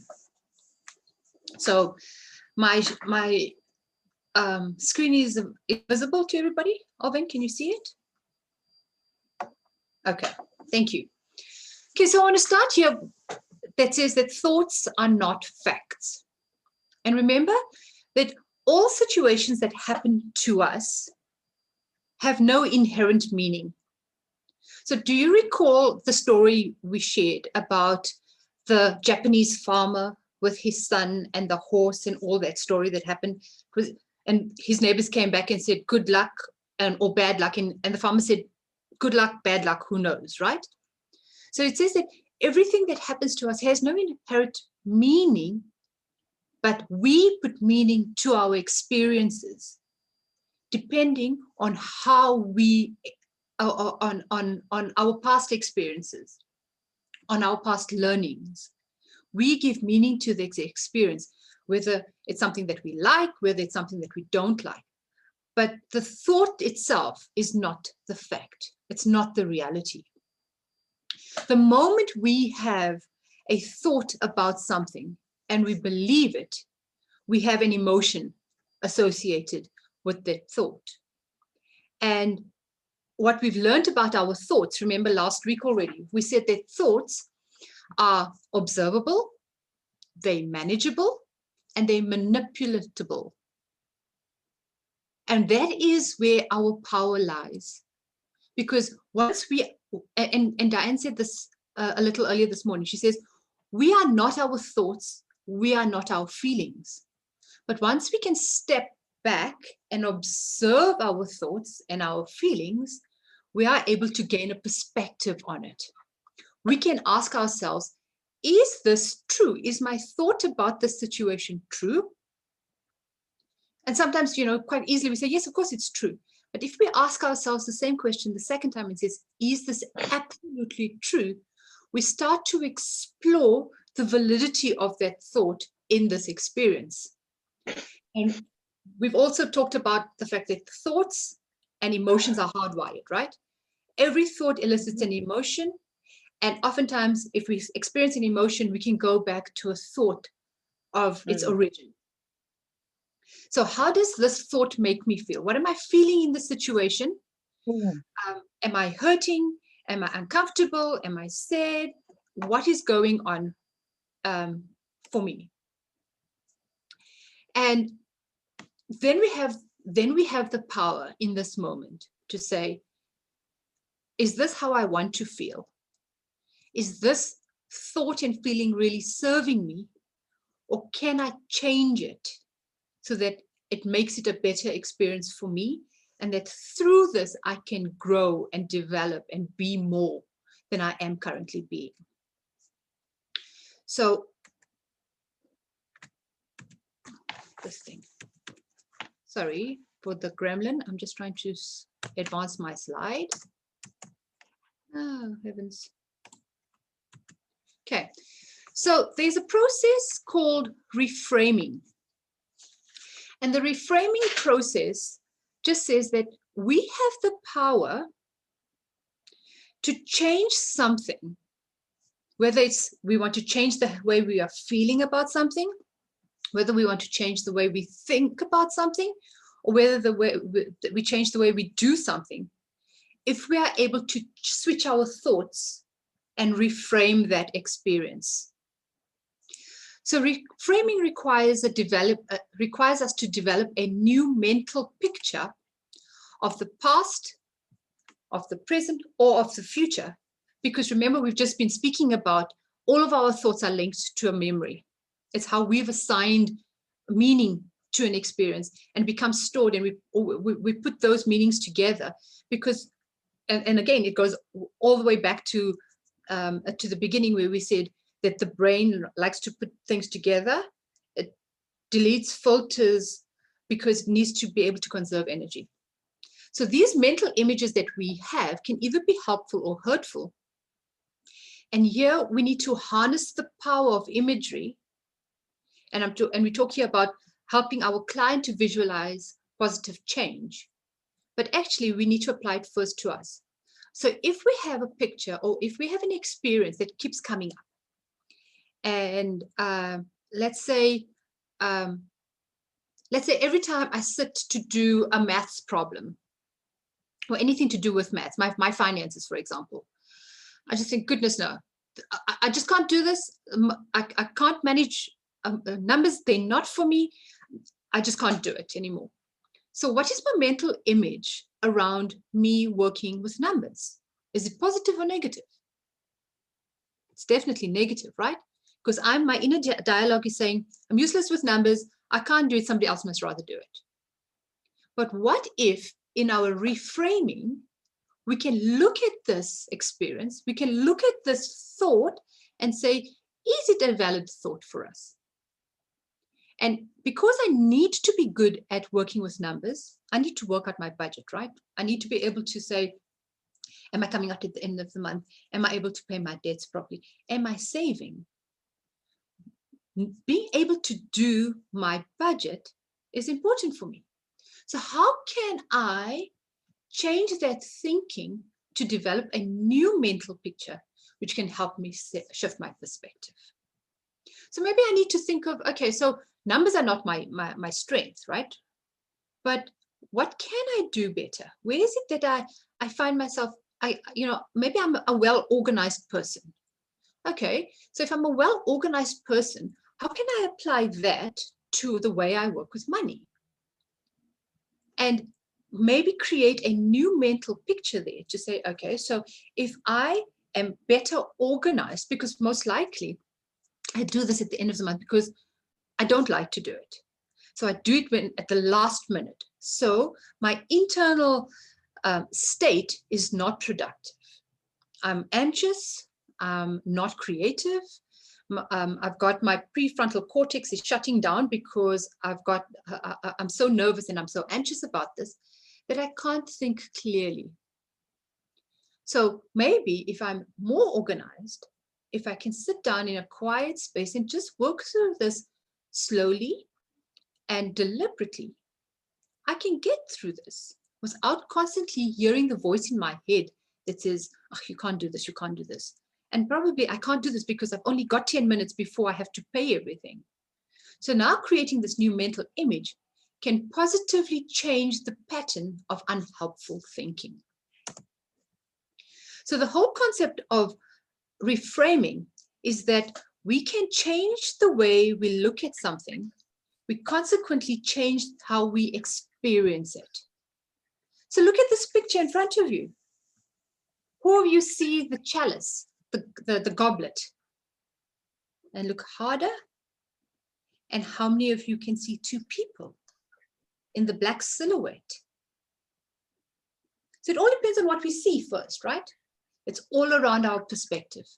And that is what reframing is and why reframing is such an important tool for ourselves and for use with our clients. So let's just think of a few examples, right? I can't do this. This is the worst thing ever. Now, remember a little while ago, we did a cognitive distortions, and we spoke about personalization, minimization, overgeneralization, all of that. It's thinking patterns, negative thinking patterns. And reframing comes into its own when we want to change those negative thinking patterns. So when we say, I can't do this, this is the worst thing ever, if we have to change it, if we have to find a new perspective to this, it says, well, this situation is really difficult, but I will get through it.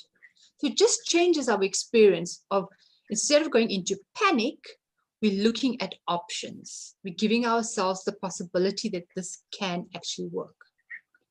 If this isn't perfect, then it's a complete failure. So again, is perfection a reality? Is it a necessity? So we need to ask ourselves again, how is this thought serving me?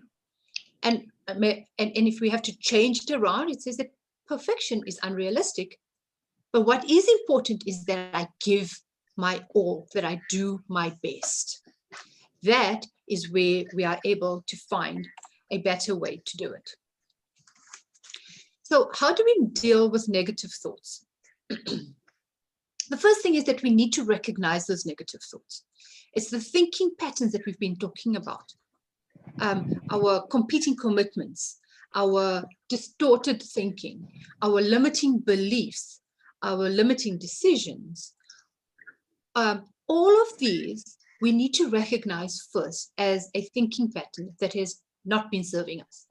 And once we've recognized it, we can identify the emotion that is linked to that negative thought. So we need to ask ourselves, so why is this triggering me? What emotion is it bringing up?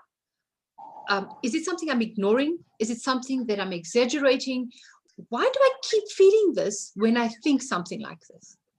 And then to ask, is there validity with my thoughts and my feeling? Are my thoughts really justified? Does it make sense? Have I had experience for this? Or is there another explanation for it? And then when we've decided on all of this and said, well, no, these thoughts are no longer serving me. They're just holding me back. I'm not able to be all that I can be. I can't reach my full potential because of this negative belief. Then I have the opportunity to reframe. So I think many of us in various circumstances in our lives have this imposter syndrome. It's the I'm not good enough, and I'm going to use the example with me as a new coach, and I kept thinking, I can't coach. I don't have enough experience. They're going to know that I don't know anybody, or I don't know enough. My clients are going to pick up on this. So what happened as a result of this? Because I believed I can't coach, I didn't coach. And so I just fulfilled that prophecy around me not being able to do it. But then I had to go back and question myself and say, where is my disbelief in my own ability coming from? And when I can identify that, I can say, well, is that really true? Because look, I've been to university and I was able to do well. And I could recall my successes throughout my life so far and say, well, if that is all the proof that says I can be successful, but I had to start at some point, then surely I can start coaching as a new area in my life. And then I can reframe this. And my reframing for I'm not good enough, I can't do this, is coaching is new to me. But the only way I can get experience is by giving it a go, by trying it out again. And the more I do it, the better I am going to get at it. So that is where reframing really helps. So it's all about perspective, right? Change your view and change your life. When we say we can't, we reframe it that says we can. When we see what looks like a desert outside, if we look at the opportunities there, we change the way we are willing to approach it. It opens up a new possibility thinking for us. It changes, or it opens the doors for us to be creative in that space. And that is so important for us, because when we're stuck in negative patterns, it becomes a habit. It's how we've always done it. But when we consider how that has just bound us to get from moving forward, then we need to take a stand and say, I need to reframe this. I need to change my thinking so that I can do it differently. And reframing doesn't have to just be on the big things, right? Reframing can be everything. So when I go and see my mother-in-law, I get really nervous because she can be a very difficult person. So I had to sit down with myself one day and say, okay, so just as I'm talking about her, I can feel my heart racing. So I have to say, so what is it about being in her presence or going to see her that makes me so nervous? And how can I be a better person in her presence? And so I sat down with this for a while, and I had to consider that, she's a control freak, but actually, so am I. So how do I manage that and allow her space, and that I can then just be there and just be comfortable and at peace when we go and visit her? So now every time we go and visit, I do this little reframing process that says, it's okay. Let mom be mom and you be you. Whatever happens is okay. You don't have to react. Just accept it and let it be and move on. And I can't tell you how different that has helped our relationship to be, because I'm no longer going in to say, well, I'm nervous and she's just going to look for fault or whatever the case may be. I've now come in with a different perspective, and really looking at her and her behavior with much more compassion rather than with judgment, as was done before. So when it comes to reframing, and again, we need to consider that our thought patterns is something that we've had, that has been with us for a long time. And Eric Berne talks about life scripts. And he says that life scripts is something that is the way that we look at the way our world is. And our life script says that we unconsciously write this life script, and then we are the main actor in our life drama. But our life script is really a summary of all the things that have happened to us in our early years, where we've been so influenced by the words that people speak around us, the things that people do around us, and especially our parents in our societies. And so, for example, your mother or your parents would say, you should always behave like, you don't throw money away, whatever the case may be. And these injunctions that we call them, these rules, these demands that are set on us by parents in our societies, can be saboteurs of our own efforts at fulfilling, at being fulfilled and really living fulfilled lives. But when we are able to bring into awareness how these, I'm going to say almost unconscious learnings have been integrated into our lives, then we can reassess, are they really useful? So, for example, I grew up in a very conservative Indian family. And my dad, I am the eldest daughter, and my dad says, young girls don't ride bicycles. So that was the rule, right? I never rode a bicycle. And I never thought it was even important for me to ride a bicycle until my adult life. And then I had an opportunity to ride a bicycle and I couldn't. So I had to reassess, the rules that he placed, or the demands that my dad put as a rule in our family, really hasn't served me. So how can I change that? How can I, instead of using these injunctions to become self-fulfilling prophecies in my life, how can I change that? That I can reframe them so that my new thoughts will better serve me. So, for example, parents may say, or especially competitive father says, you have to fight for what you want. So you grow up thinking, I have to be very, very competitive at school. I need to be the first on the soccer team. I need to be the first in my class. I'm not going to just sit around at work and let somebody else get the promotion. I'm going to fight. But at what cost does that come for you? What does that mean? Are you happy? Is it something that you do naturally? Is it something that you are at peace with? Or is it just because that is what you've been taught to do? Another one, for example, would be, what is your relationship with money? So for me, growing up, money was here for today. Use it, tomorrow more will sort out itself. Is that something that served me? I had to reconsider how these life scripts, how these injunctions can really sabotage my future, and with the awareness of them, be able to move forward in a new thinking to better serve myself.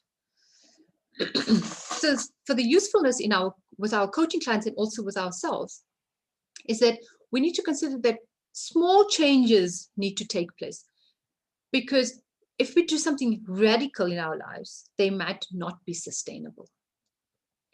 Small victories, small goals, and every time we achieve it, we are able to value ourselves for keeping to our words.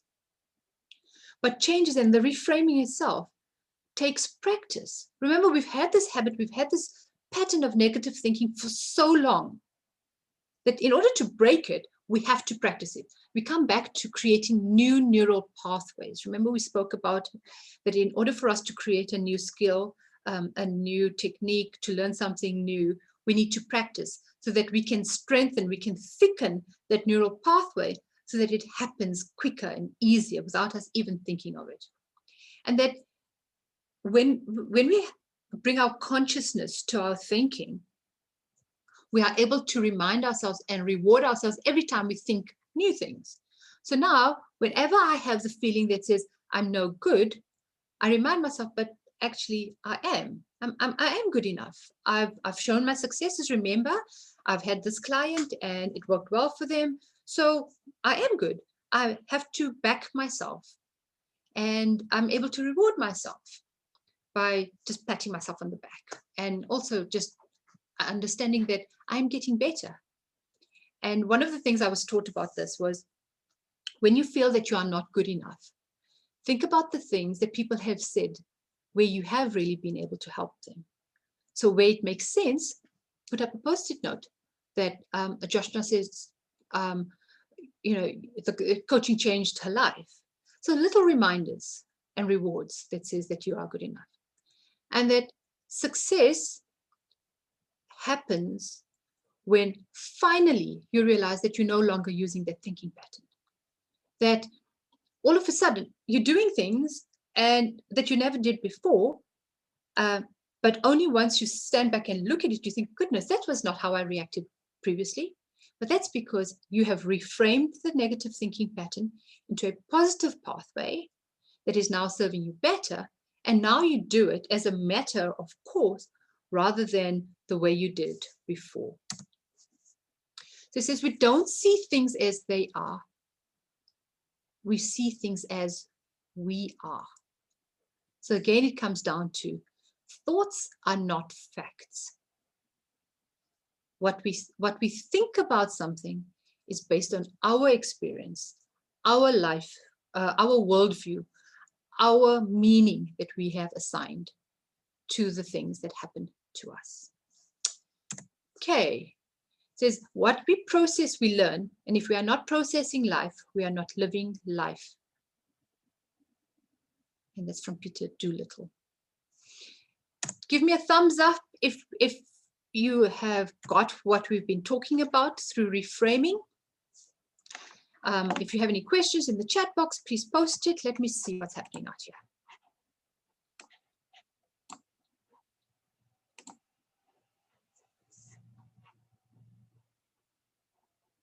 Okay. I'm having a look at the chat box, Tinu. Thanks, Di. Thank you. No. Just want to see.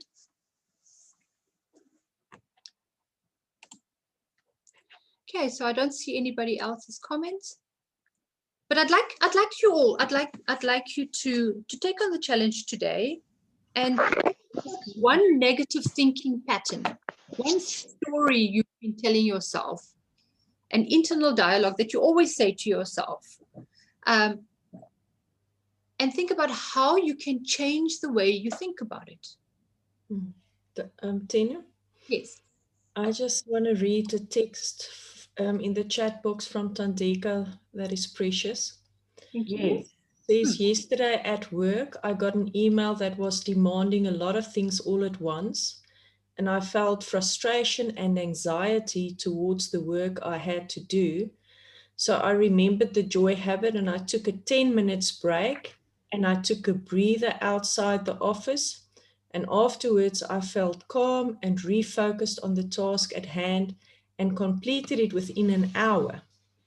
So I'm practicing what you are training us, and I must say it is effective. Oh, well done, Tandeka. Thank you very much. It's exciting for us when the learnings are integrated. You know, when you and it's about, you know, it's not a list of things that need to be done, but when it pops up into your life, you've got the tools to use them. Absolutely. And that is the power. Alvan's lifted his hand. And I think Alvin was just clapping. Oh, was he? Excellent. Okay, so I think I'm done with my section. Diane, I think you continue after this again. Let me have a look. I know Alvan's also doing something today. Let's have a look here and look Alvin, here. is it you continuing now? I think so, yes. Yeah, Diane, it's Alvin. Yes. Okay, so I'm just gonna do share screen. How does our time look?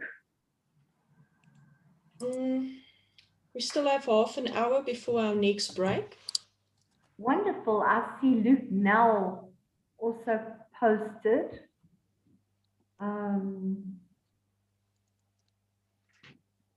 Excellent comment there, Luke. Okay. Yeah, good one. Reframing. That's perfect.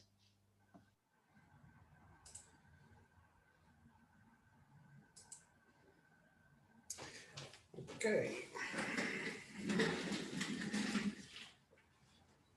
So I'm going to continue with the topic on uniqueness. But first I want to say what an absolute powerful session the previous 2 hours was. Tenu and Diane, fantastic. Thank you so much. We're on a wave of perfectly reframing who we are. Great. There are so many gifts still unopened from your birthday. There are so many handcrafted presents that have been sent to you by God. There are so many gifts, my dear, still unopened from your birthday. So, you have been born with very unique qualities. That is you. And you can have an identical twin, and that identical twin will not be the same as you. You've got specific uniqueness and qualities inside of you. And your true self is your happiest self.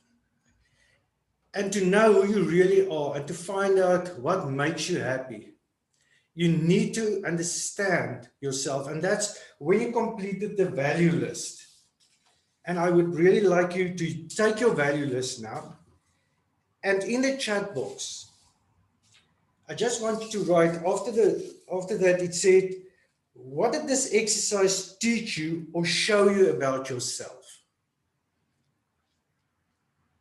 And many times when you have to go through these lists, and believe me, we do it 3 times a year here at LUSA. Every time I do this, it is as if a new world opens for me and a new type of uniqueness grows in front of me, because your values change as you grow as a person. I don't see any chats yet. Tenu, do you see anything? I believe that every student did their value list. Maybe what I must do is, I believe in always asking somebody to share. So I'm going to go down and I'm going to ask Errol, will you please share what this exercise of the value list meant for you? Are you there, Errol?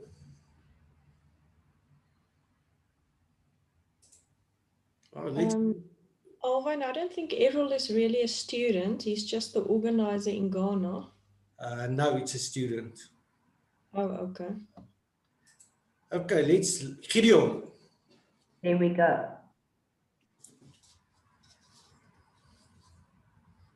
Will you share with us?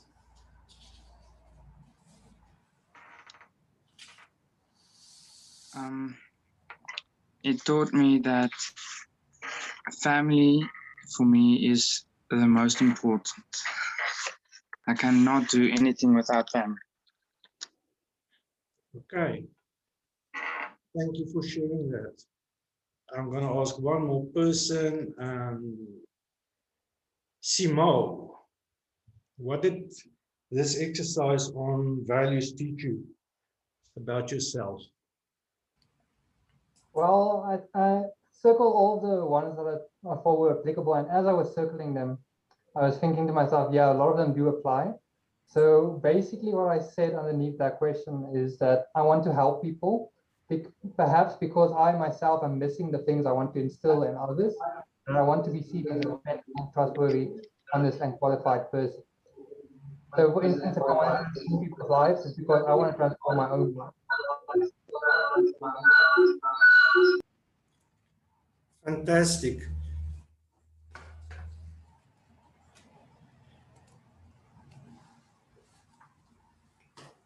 You must first be who you really are. So you must go on this journey to discover who you really are. And that is what you actually do since you started from day one on this training session.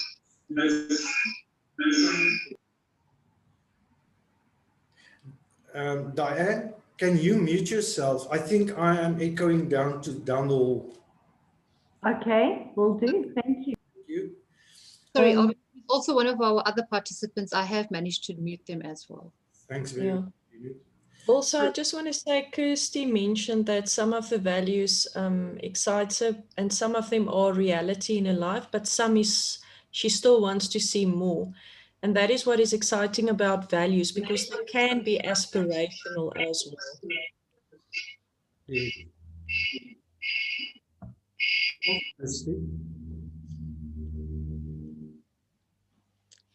Okay.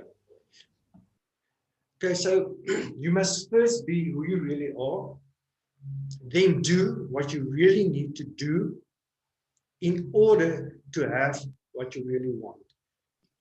So discover yourself, make it a journey, make it an exciting journey. Get in the car, switch on the vehicle, and drive down this journey. And at every stop where you are, you will find something out more about yourself.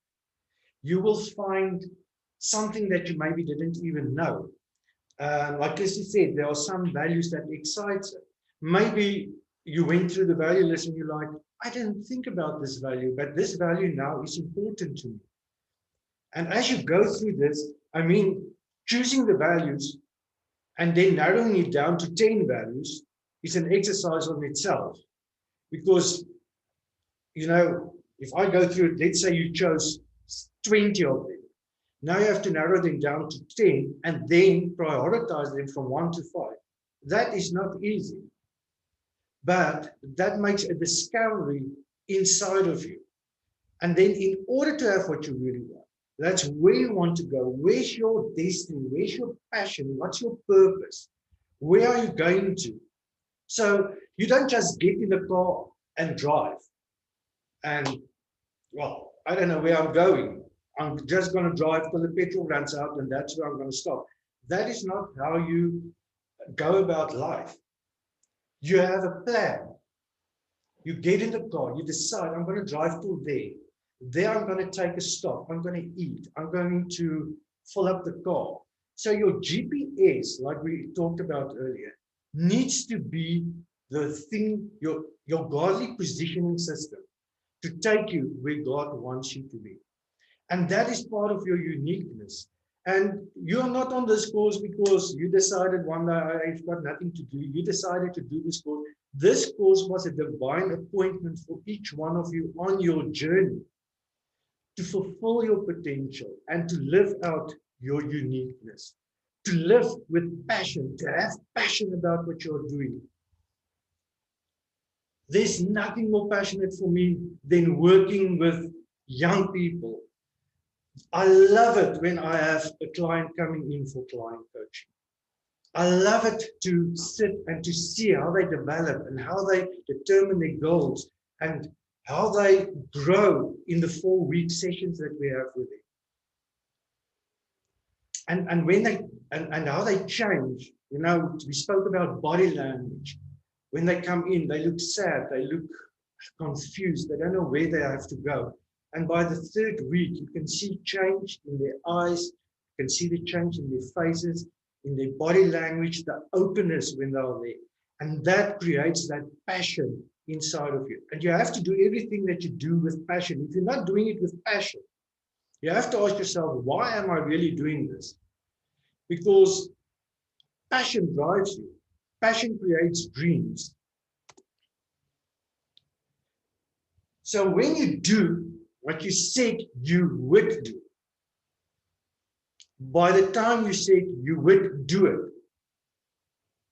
80% of the time, you achieve your goals with ease and flow.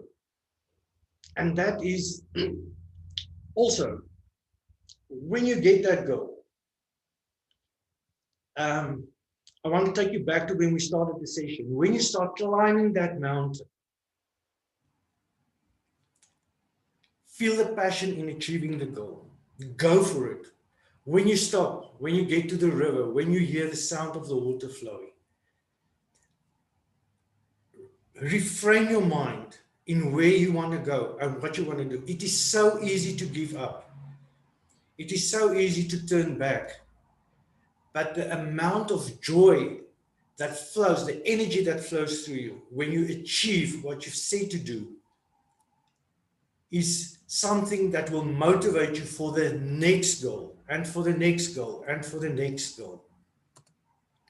So it takes courage to grow up and to be who you really are. It takes courage to admit, I can't do this. It takes courage to say, you know what, I'm not good at this. It takes courage to say, it's not easy to forgive these people. It takes courage to write the comments that you're writing in the chat box. But it also takes courage to overcome that, to stand up and be brave and say, I'm going to move forward. I'm going to do this. I'm going to change this. I'm going to change this habits. I'm going to be the best me that I can be. I am who I am because that is how I was made. That's how I was created. I am unique. I am not my sister. I am not my brother. I am not like my colleague. I am not like the other children in the school. I am unique. That's how I was created. I was created to bring something to this world that nobody else were able to bring. That's why I was created. So what do you truly need? I just want to move this thing aside so that I can see there. Great. Right. It is important to get what we need. Okay. But there's a difference. Remember, there's needs and I must have it because other people have it. I need that for me to make me a better person so that I can grow.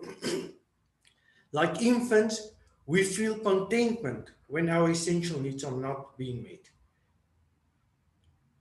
If you are a person who strives on getting compliments, that's your love language, words of affirmation, and you do not get the words of affirmation, and people do not compliment you and say you did a great job, well done, I'm so proud of you, then you don't feel contentment.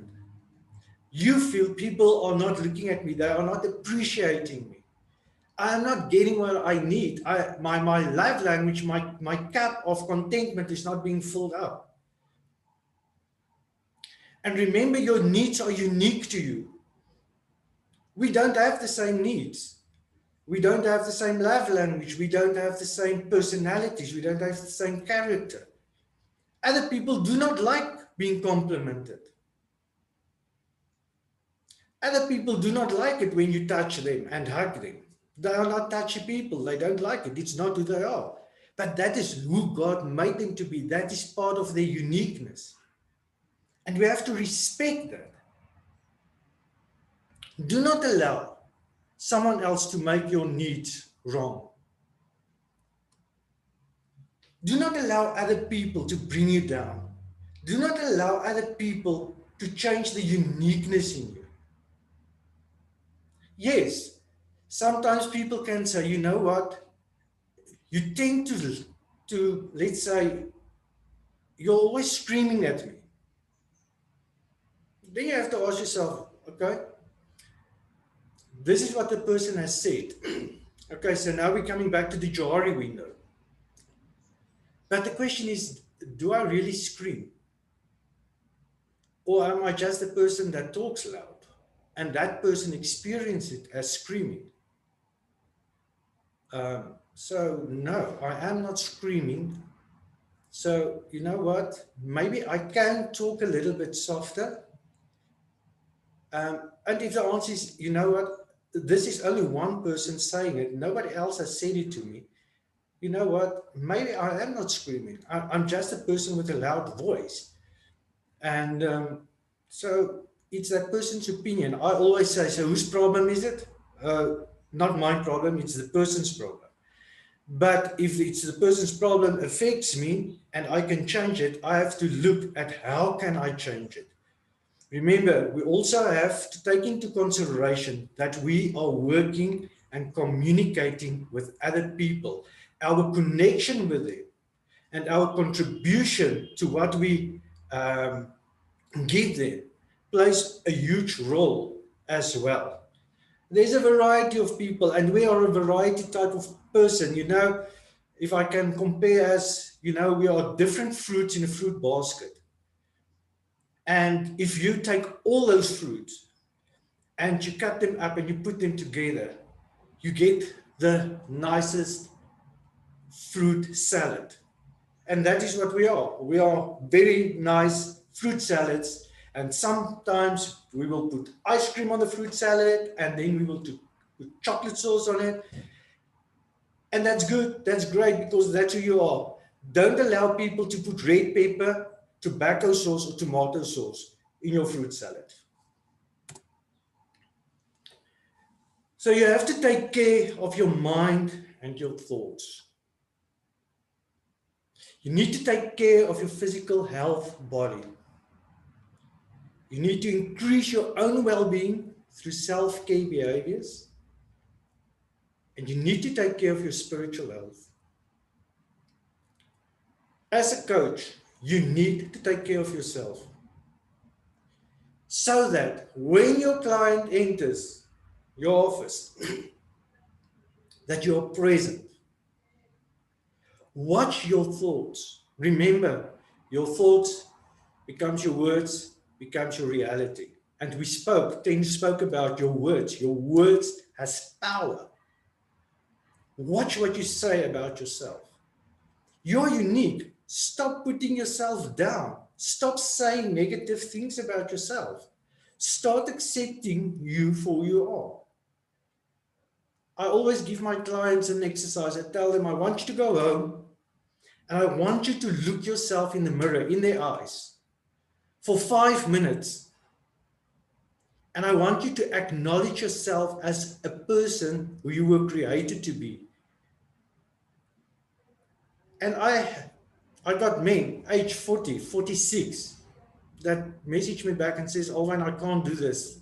It took me 30 seconds, I look away.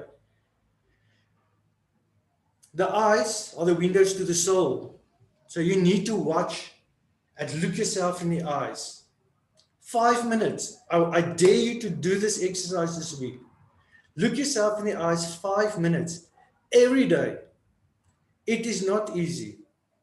Some people say, oh, that's easy. I will be able to do that. They don't last 30 to 40 seconds. Because you have to make peace with yourself of who you are, who you were created to be. And then you need to start acting on the things that prevent you from looking yourself in the eyes in the mirror. Take care of yourself physically. Do exercises. It's easy for me to say, but I try. But do your exercises. Eat healthy. Be aware. And spend time. Do that golden hour that Diana was talking about. Set aside time to be quiet. Have quiet time. Do introspection. Read the word. Write in your journal. Practice the art of extreme self-care. That means making choices and decisions that honor your soul in everyday life. There's nothing more important in life than having complete peace.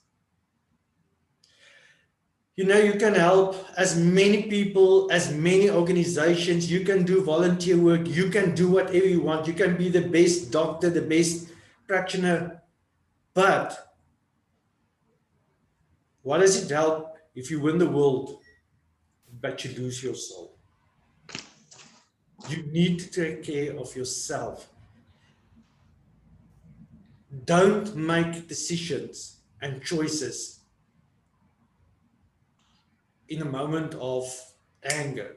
Don't make choices and decisions in an emotional state. Don't talk in an emotional state. Keep quiet. Do the breathing exercise.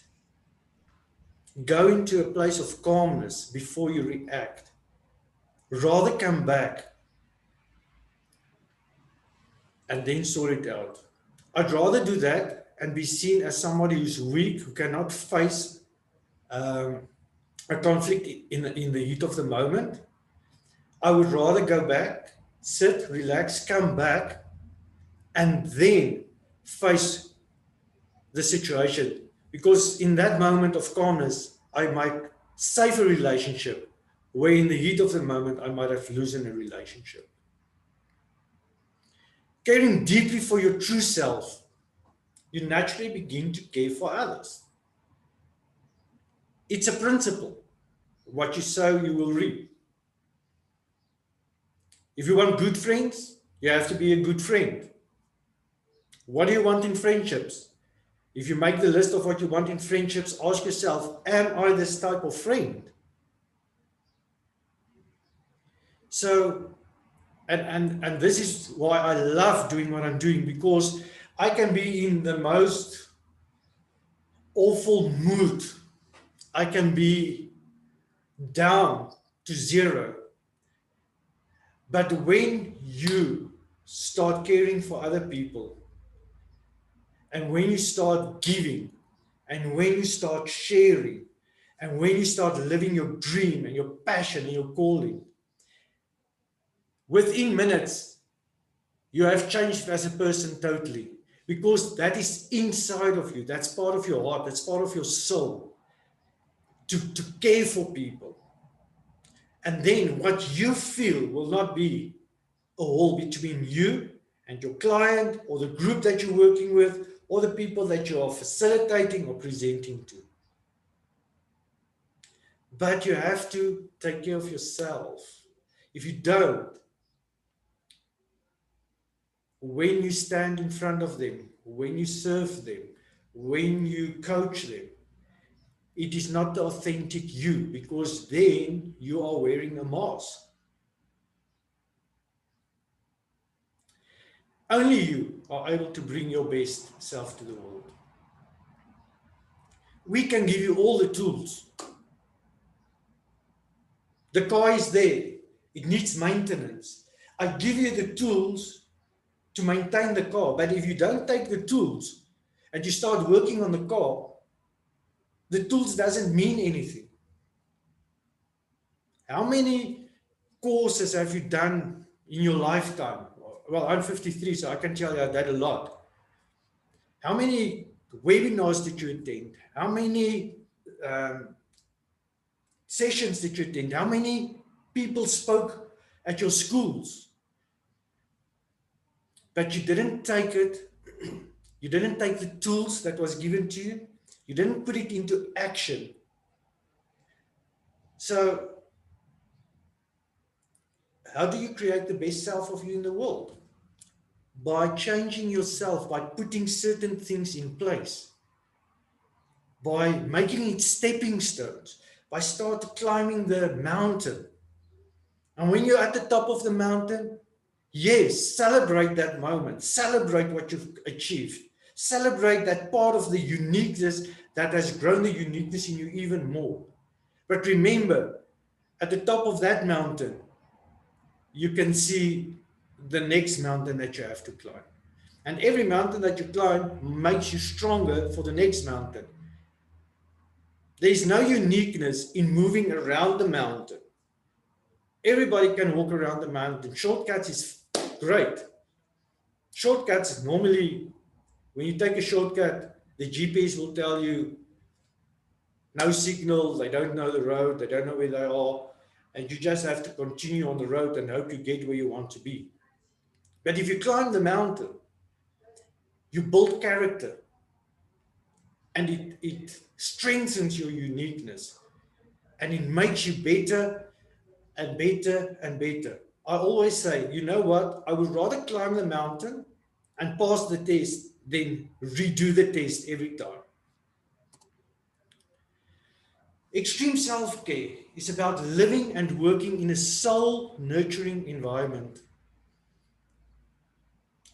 I don't think there is any place that is as satisfying as working with people, changing their lives. Being in the soul business is the best. Life coaching has changed my outlook and how I do things and how I see people, how I treat people. Surround yourself with beauty. Spend time in the nature. Get out of the house. Get out of the couch. Put off the Xbox. Put off the PlayStations. Put off your TV. Go out. Walk in the street. Breathe the air. Last year, 2 years back, I did a session with super seniors, old age people. And I dared them in the evening to go outside and to lie down on the grass and look at the stars and at the moon and to listen to the sounds of the night. And the next week they came back and they said they have experienced something they never thought is possible. It is as if their souls calmed down.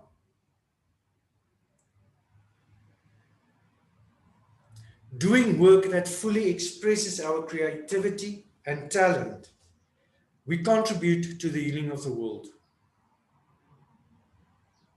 There's nothing more exciting, and I say it again, than working with people to help them express, to be creative, to help them discover their talents, to help them heal. It is a position that you were placed in. You were called for it. You didn't ask for it, you were called for it. It's in your heart. It's a dream that was placed in your heart. It's part of your uniqueness, and I say again, it's part of your purpose. It's part of your potential, your growth potential, and that is why you are here. And your story, your unique story, your story is unique to yourself. Each one has a different story, but your story is unique to yourself, and your story is going to be used to help somebody else that was in the same position than you were. And your wisdom will come from inside and the knowledge to help those people. Feeding ourselves good food, moving our bodies every day. Okay, so good food is not for like me, for Alwyn, cake and cappuccinos and takeaways and burgers and chips.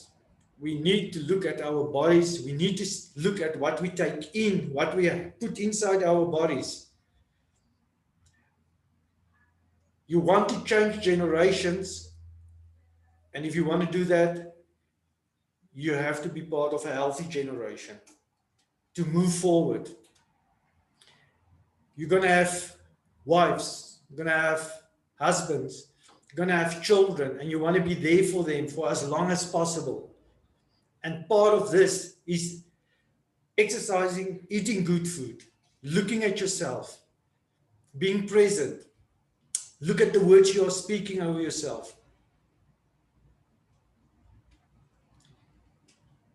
Balancing silence with activity. So silence is golden. And sometimes you need to keep quiet. You need to be quiet to hear. And you need to meditate. And you need to listen. You cannot hear somebody's voice in a place where there is rumble, hard sounds, machinery working, or whatever. You need to be in a quiet place so that you can hear the quiet voice that is speaking. And activity is good, but there needs to be a balance. Mostly we are so busy that by the time we go to sleep, our silence lasts maybe 4 or 5 minutes, and then we fall asleep. And then you need to surround yourselves with supportive, like-minded people. People who are positive, who see the good qualities in you. I'm working with boys, and then they start changing, but they keep with the old friends, and those friends pull them down. The change is not permanent. It's temporary. Choose positive people. People who build you up, who encourage you, who can share your dream. Not people who say, oh, do you know how many people wanted to do that and it never worked? Who cares if other people's whatever didn't work? Doesn't mean it's not going to work for you.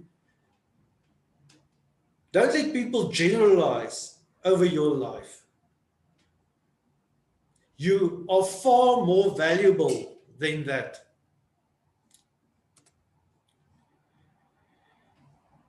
Be true to yourself. Be really true to yourself. We make choices from love instead of guilt and obligation. Don't do things if you don't want to do it. Let your yes be your yes and your no be your no. Don't be a people's pleaser. Do not let people step and walk over you. Stand up for yourself. If you're a people's pleaser, I was one of those people. And at one stage, I had to learn to say no. It was very difficult. I felt like the meanest, rudest person in the world. But believe me, by the third time you say no, it becomes easier.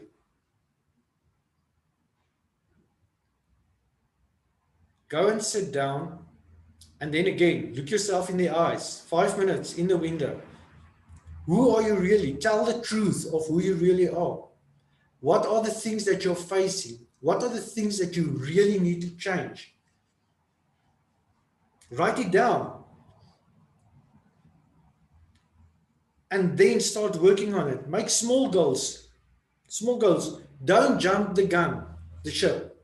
And like, whoo, I'm going to do everything now. You can't. Take it bit by bit.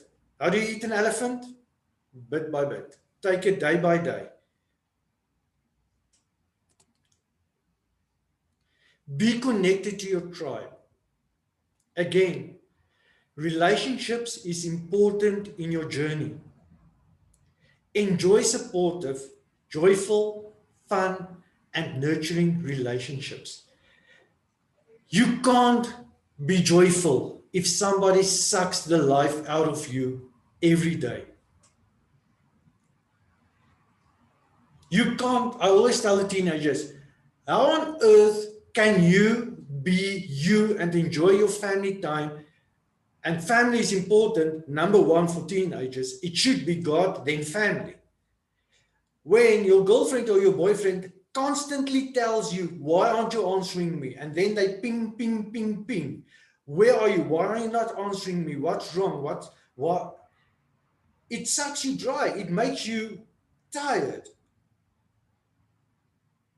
And by the time you go to bed, it anyway ended probably up in a fight.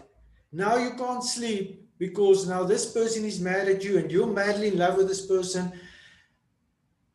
And so you wake up tomorrow, definitely not joyful.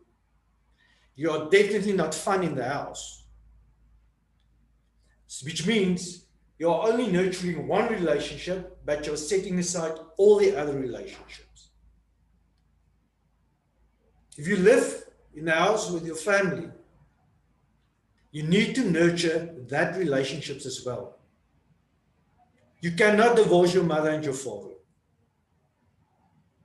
You cannot divorce your children. And if you want them to be supportive of you, you need to be supportive of them as well. Balance, balance, balance.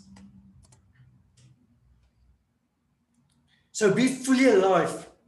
Take risks that make you scared and excited. Zelda, start singing. Why can't you now enroll for Tandeka? I think it was you. Why can't you start studying now? What stops you? And whatever stops you, reevaluate it, reframe it.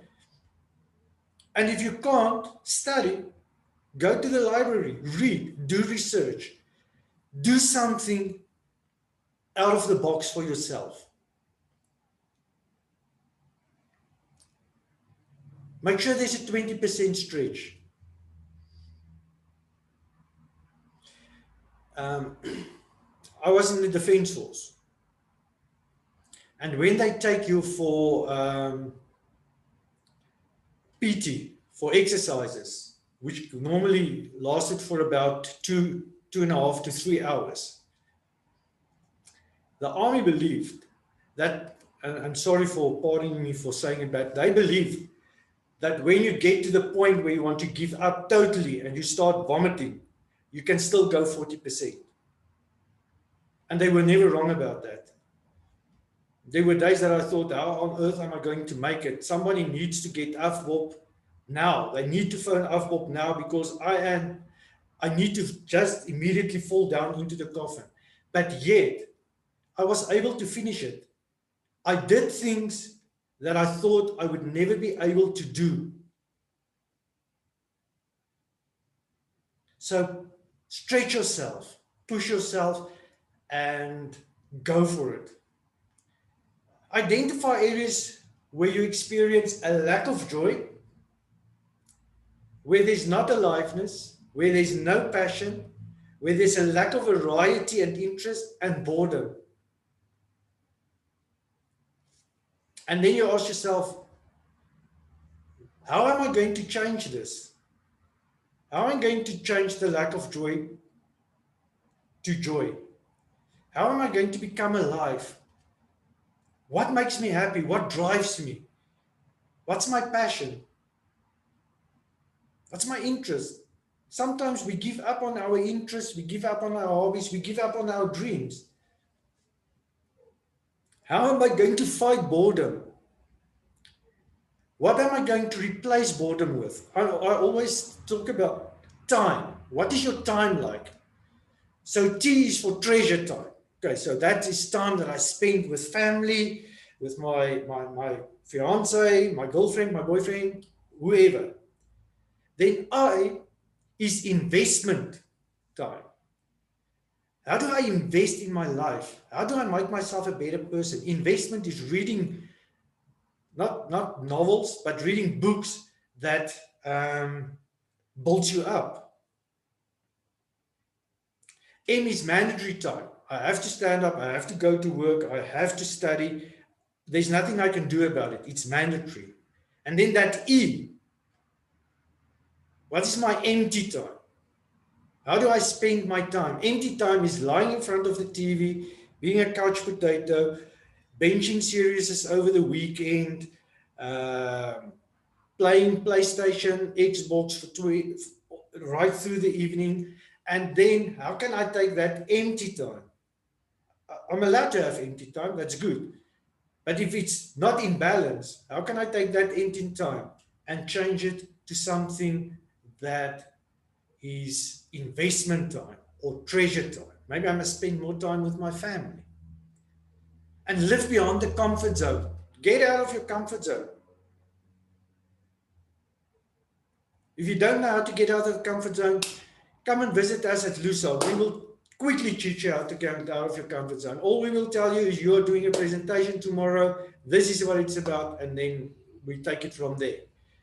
I think Veronica will agree on that. So maybe next week we can have some of the students doing some of the presentation. Now, I'm only joking, guys. I don't know what you're talking about, Alwyn, But we have to start finishing up. So I want you to choose a risk that you will take within the next week. I want you to write it down. Then I want you to keep your word. Remember, integrity. And then I want you to do it. And I'm challenging you. You're all on a WhatsApp group. I want you to share that with us so that we can see what's going on and be more active as well, and that we can encourage you to do that. So your absolute yes list. Align your life with your soul values, your priorities, physically, emotionally, spiritually, mentally, financially, relationship-wise, in your career and in your community. Everything is possible. I believe in each one of you. I know you're unique. I know many of you. I know that many of you can climb the mountain. In fact, I believe every one of you can climb the mountain. Thank you. Thank you for that, Alwyn. Okay, guys, it's 12:10, so we still want to have a live coaching session just for you to get a feel for it. And we still have to do our temperament. So can I ask that we have only a 5-minute break quickly so that we can come back, do the temperaments and do the live coaching session. So be back by 12:15, please. Thank you.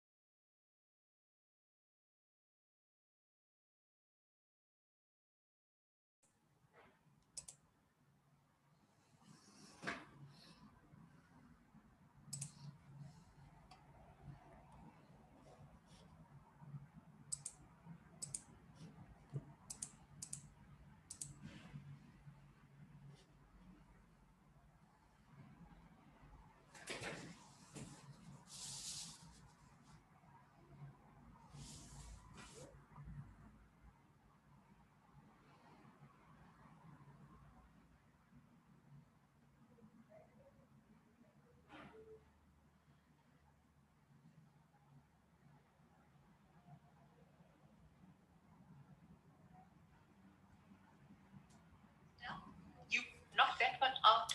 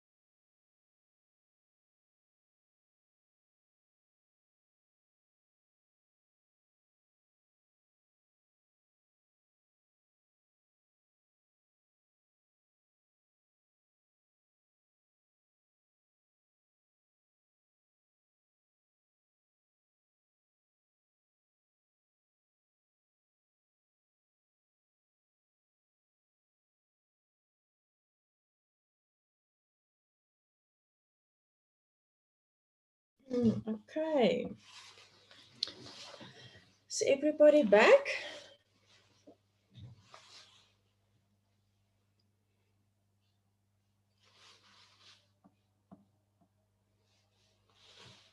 Cool. Welcome back. So I hope all of you did your temperament test and that you know what your temperament is. If you do know, then please just write in the chat box if you are a lion, a dolphin, a bee, or a Labrador. And remember, you needed 2 scores because we are a temperament blend. We're always 2. So the 2 highest scores you usually take. So you might be a bee, lion, or a lion, Labrador, or whatever.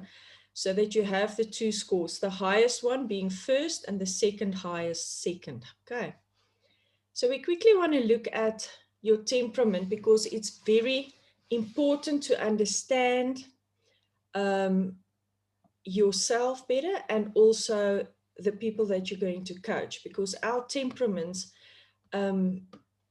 has a lot to do with how we show up in life and in coaching.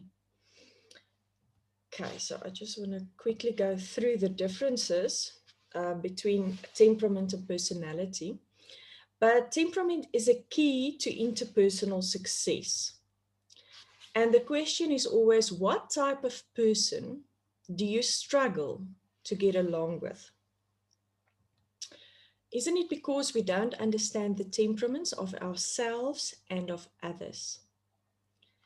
So it's important to get this because it will help you to understand your own and other people's behavior better, and also to have realistic expectations of others. I often find that sometimes we have unrealistic expectations of others and we have needs. Alvin touched on the needs we have. You know, maybe you have a need for recognition or a need for adventure or whatever. And you want someone else to fulfill those needs, but it simply isn't who they are. And as long as you have this expectation of someone else to fulfill your needs, you will always be disappointed. So we need to understand what other people's temperaments are, what their limitations are, and then have realistic expectations of them, because sometimes when we have unrealistic expectations, people feel that they will never be good enough. They will never satisfy you. And it's really challenging to be in a relationship where you always feel that you don't match up. Also, to have healthy interpersonal relationships. And then the question is, so what is the difference between temperament, personality, and character? So temperament is a combination of our inborn characteristics, and it definitely influences our behavior.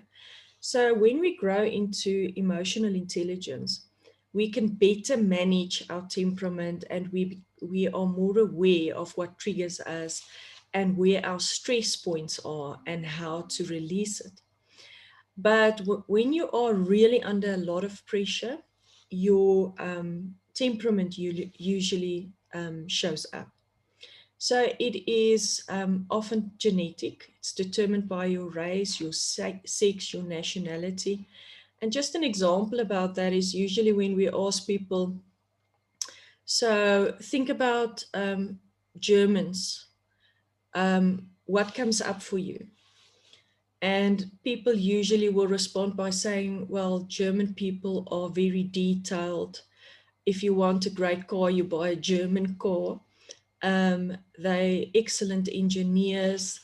They are very technical. They're not known for their friendliness or warmth.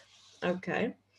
So that is almost a temperament that we identify with German people. If we think about Italians, people will say, oh, passionate, delicious food. They're very spontaneous, very warm, but also they don't shy away from conflict maybe. So those are the type of temperaments we identify with different kind of nationalities, for instance.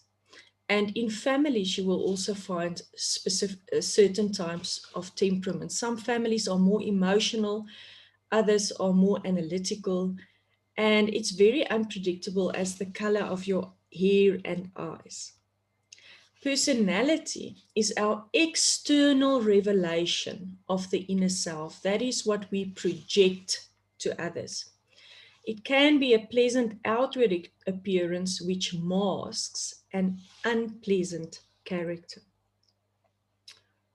That is the facade almost.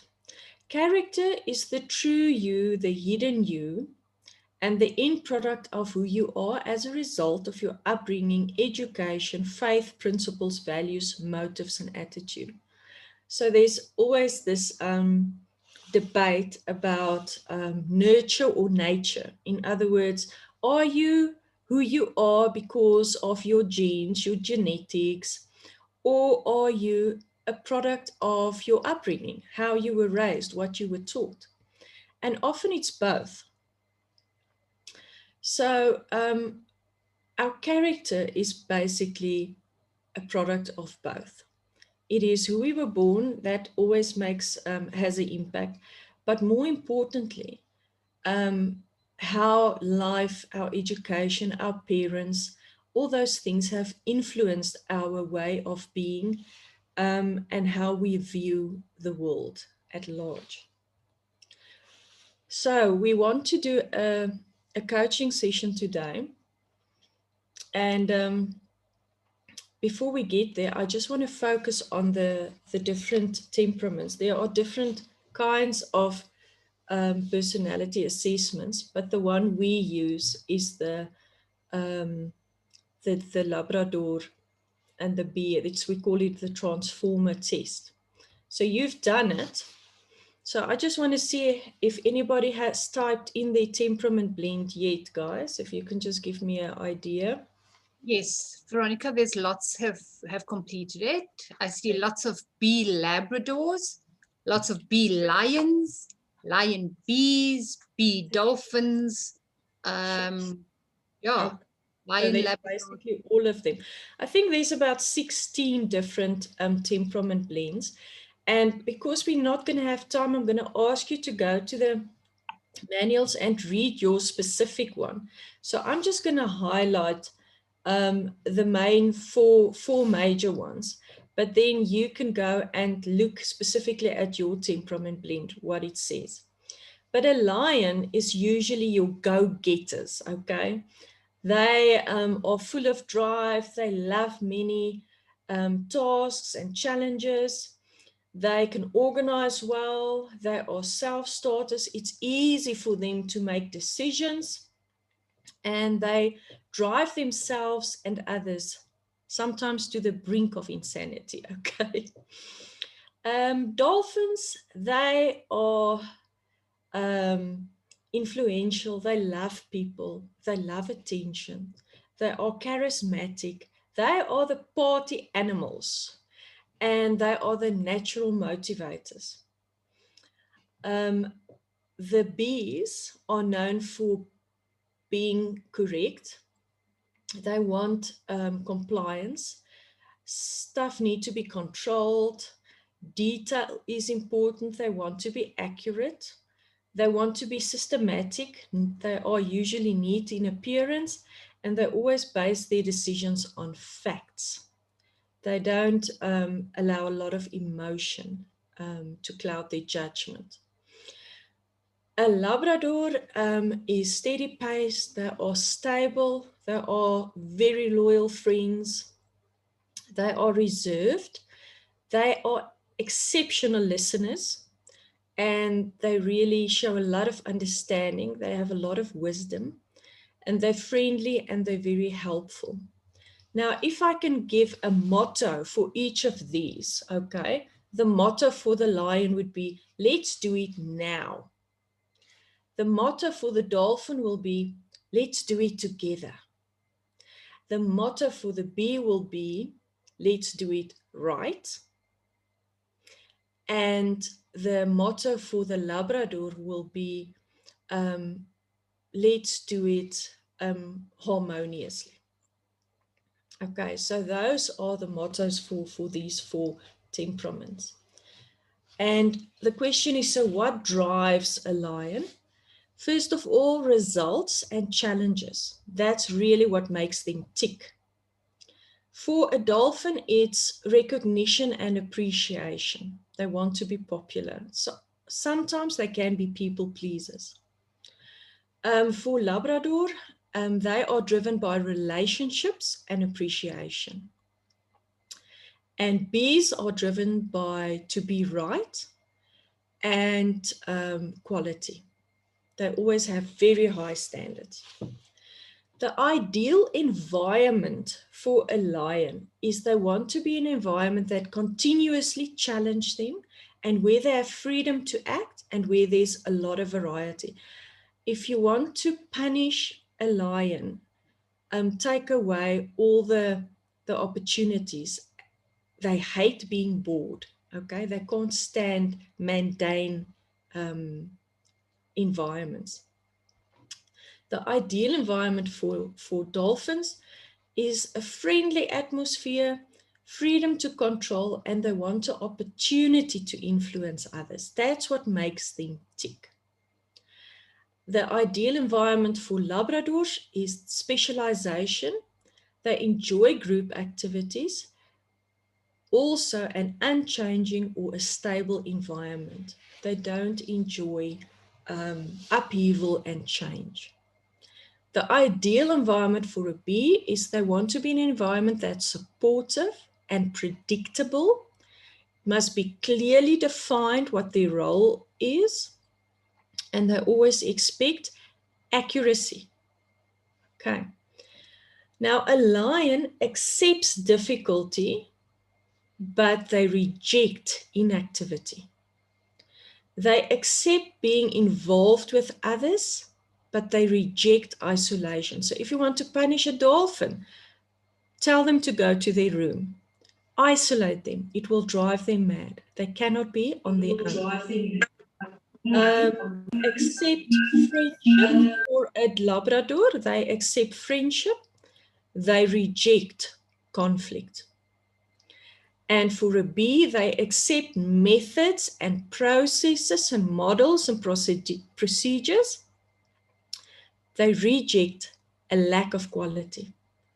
So the strong points of a lion, if you are a lion, you want to get things done. You are determined and focused. You are purposeful.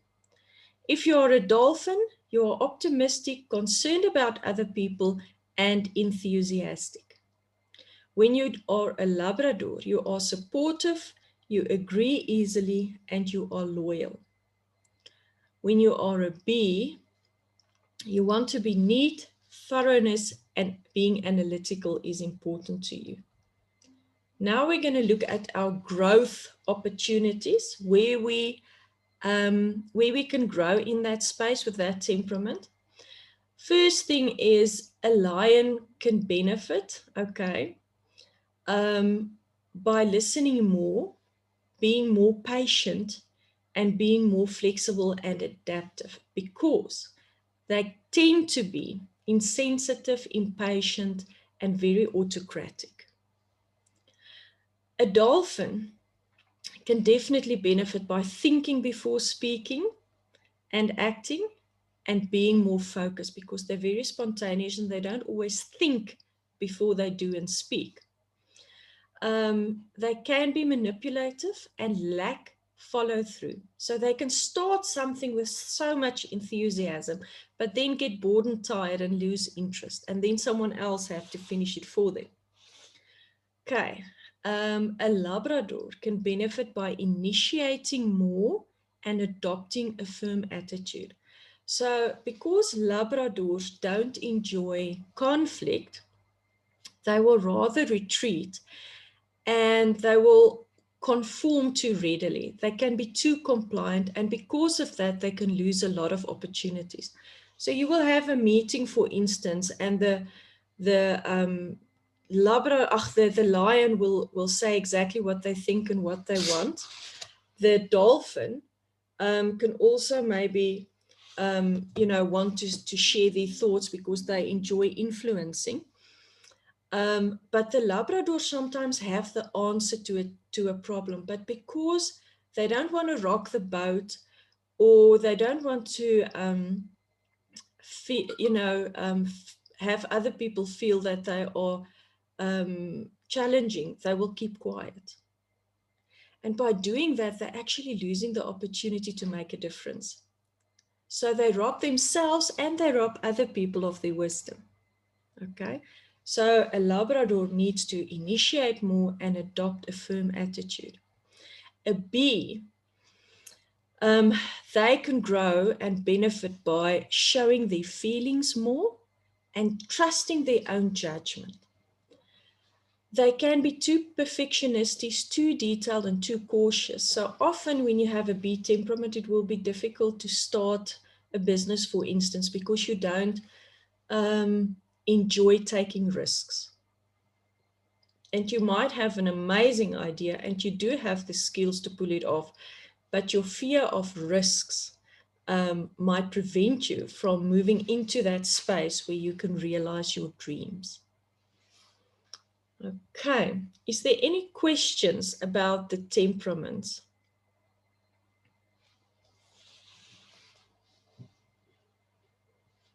Nobody? No, nothing in the chat box, Veronica. Okay, fantastic. So we have 25 minutes left, which is not a lot of time. But what we wanted to show you, because next week is our last session, and what we were thinking, some of you have asked, so how does a live coaching session look like? Okay.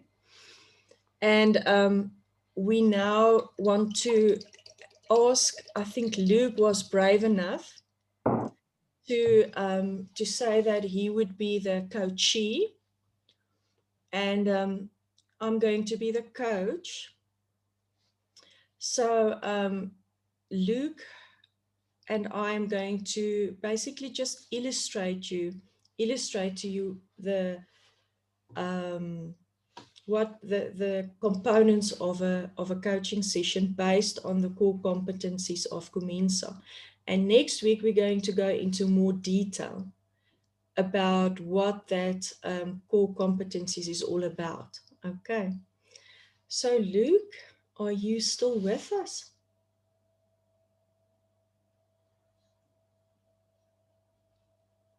Yes, he's got his thumb up. Okay. Can you put on your video? Okay. Okay, Luke, thanks for being so courageous. I just want to see if I can only I'm going to double click on you so that I can just see only you. No, I can't do it. Okay, Luke, just say something. I just want to hear your voice quickly. Unmute yourself, Luke. Yeah. There you go. Check 1, check 2. Okay, awesome. Okay, so I'm going to start the session. And Luke, I just wanted to first ask you if you understand what coaching is all about and what you understand coaching to be. Okay, if I look at coaching, or the way I see it is that you're not telling the person that you are busy coaching what to do, but in fact you're helping them, like you basically guiding them, like with the mountain and the bridge and the guide that gets you at your safe place. You're basically guiding them to a better route to succeed in their life or to get over a certain problem that they struggle with. I would also say, as a coach, you are also prepared to help that person even in their worst, and you will still try and motivate them even when they feel like there's nothing else to do anymore. Okay, well done. It sounds as if you have a good grasp of it. So my role in today's session as your coach is that I'm going to be your thought partner. I'm going to help you think maybe different about things. Your challenge partner to ask you questions that you might not ask yourself. Okay. And your accountability partner. So that's my roles, and I'm basically just like a navigator, but you are the driver. Okay. So you are in complete control of the session. And your foot is on the petrol and on the clutch and on the brake. So whenever you need to, you just, tell me and we stop and we pause or whatever. So yeah, we want to just find out exactly what you would like to explore today in this session. I think what I would like to explore, also going back to today's session, is emotions and feelings. And a terrible event happened in my life, and I forgot how to physically show like emotions or like smiling without forcing it. And I would like to know, how can I like start getting over that certain problem to actually start accepting people and like without forcing a fake smile. Okay. So if I'm hearing you right, you want to look at a new way of being, it sounds like, where you can be able to show affection and show emotion to people in your life. Yes, that is correct. Okay. You are correct. Okay. So how will we know that we've achieved that when we get to the end of the session? What would be our indicators, do you think? I think I would maybe smile, because I don't really smile at people unless I'm busy with a customer, or like you can smile at me, I will and then that's it. So I think I would start smiling like out of self-respect for myself as well and for others around me, instead of like putting it up. Okay, so it sounds like you want to actually experience a feeling as well. Am I hearing right that you are saying that you're actually not experiencing emotions at all, or is it just how you represent yourself that is not true to what you're feeling? I would say I actually don't feel any emotions. Like my grandmother passed away 2 years ago, and I didn't even shed a tear. I didn't care, and that kind of like, if I can say, it felt like a rock just hit me solid, and I didn't know how to cope with that. And at the memorial service, I literally stood there smiling. Okay, but then again, I was also knowing that she's going to a better place. But yet again, a lot of people looked at me as like, "Are you okay?" The type of people. Okay, now can I ask you to be courageous and maybe share the event that you spoke about? What happened? Okay. if you speak about, if you want to be exact, in 2 months' time, on the 28th, it will be 6 years where I was emotionally blackmailed by my ex. For example, he would say, no, she's not feeling safe in the streets. And a guy would try and pick her up. And after, like, I literally asked my mom to give her a lift that stage because she was in my mom's school.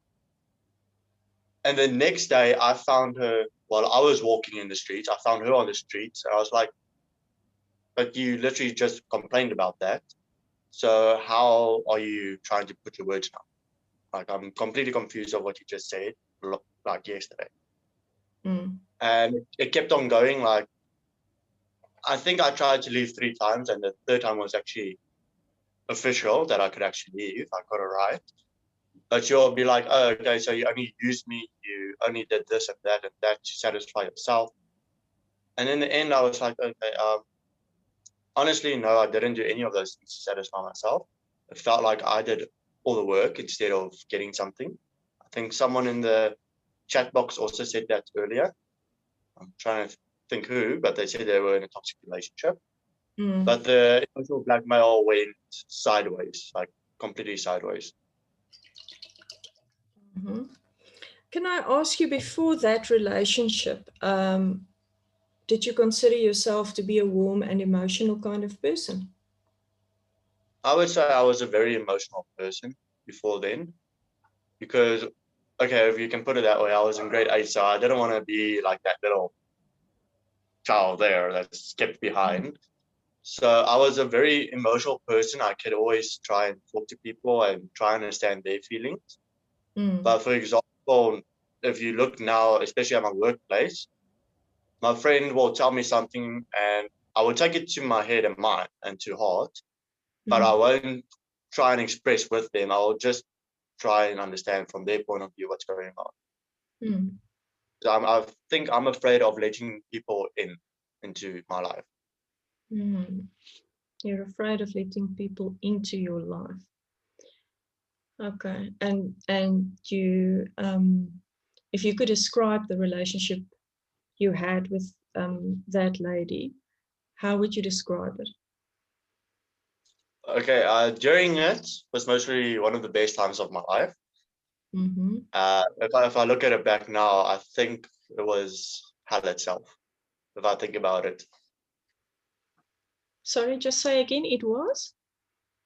If I look at it now, I would say it was basically hell itself. Because, I mean, everything that could go wrong went wrong. Right? From the simplest thing like a WhatsApp message, like Mr. Alvin spoke about just now, like with the pinging. I would like be busy for an hour and I will get 200 messages of pinging and I will be like, okay, well, I'm not going to answer my phone now. Leave my phone, put it down on the side. Okay. So I would say so. Can I ask you a bold question? Yes, what good came out of that relationship?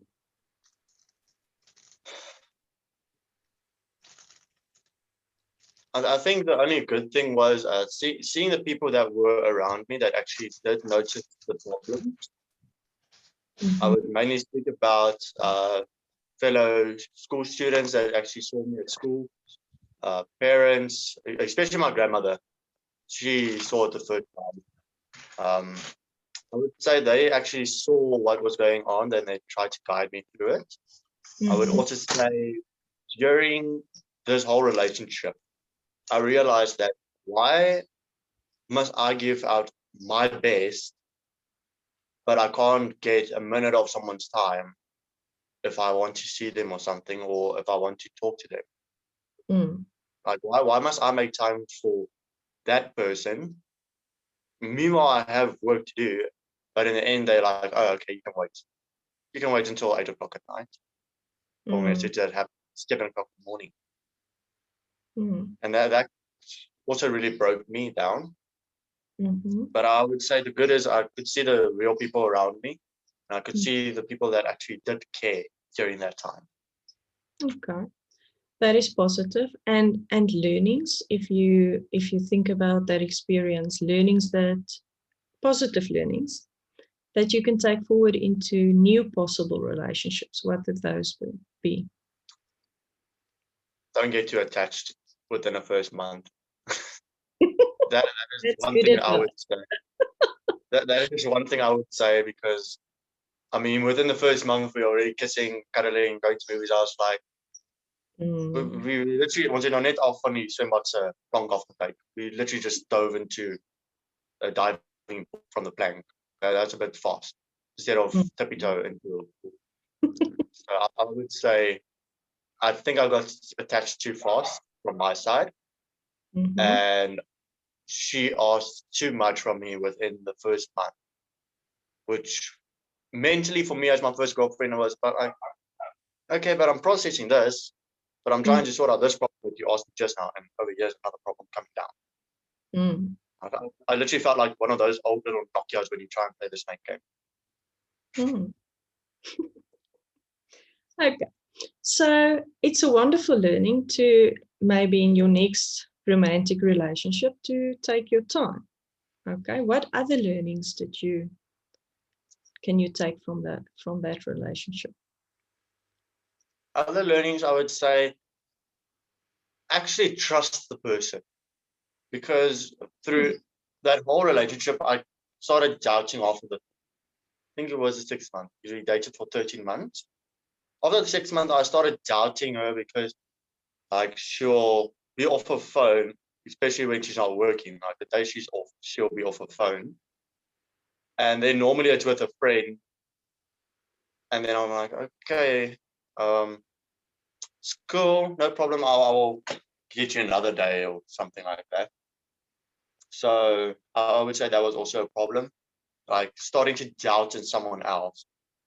And even if it wasn't for the blackmail, I would blame myself for that problem of doubting. Because why should I doubt a person when I don't know what's going on at their side of the house or in their lives? You're saying blaming yourself. If you think of that relationship, do you still experience that blaming yourself? Not necessarily anymore. Okay. I wouldn't say I experience it anymore. Okay, It was so only for that. Sorry? It was only for that period. I never experienced it afterwards ever again. Okay. Like I wouldn't blame myself for something again. Okay. So at least you don't have any blame towards yourself looking back. No, not anymore. And blaming her? Blaming her, I wouldn't really blame her for her uniqueness and for what she is capable of in that. But I will blame her for the way she treated me in the relationship. And I would also blame her for emotional blackmail, because blackmail ruins someone's life within seconds. And when I'm thinking about seconds, I mean that person, for example, me, can't even smile without forcing it. And if they're lucky, they can keep it for 20 seconds, a real smile. And that really breaks a person mentally down. And if it goes worse, that person won't be able to succeed in life. It's like a barrier, or like one of those chains with the iron ball on the side that are keeping you succeeding in your life.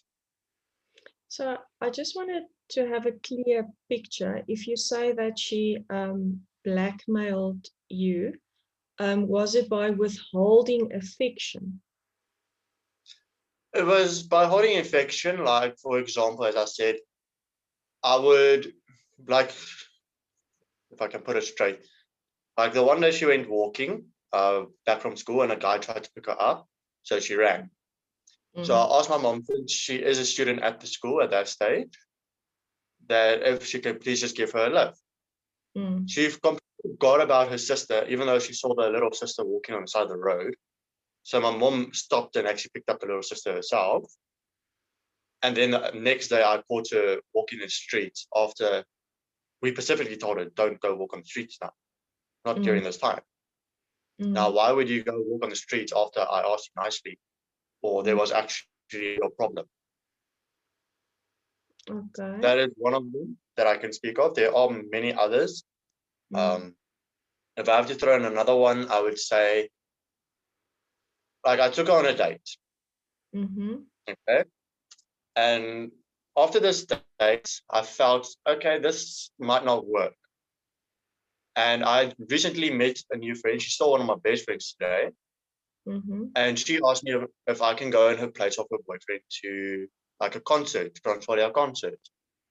So I went with her, and then my ex started texting me and being like, "You must be with another girl, mostly cheating on me." And that I said, "I'm not cheating on you, but I am with someone else at this current moment," because she asked me if I can pitch in for the boyfriend.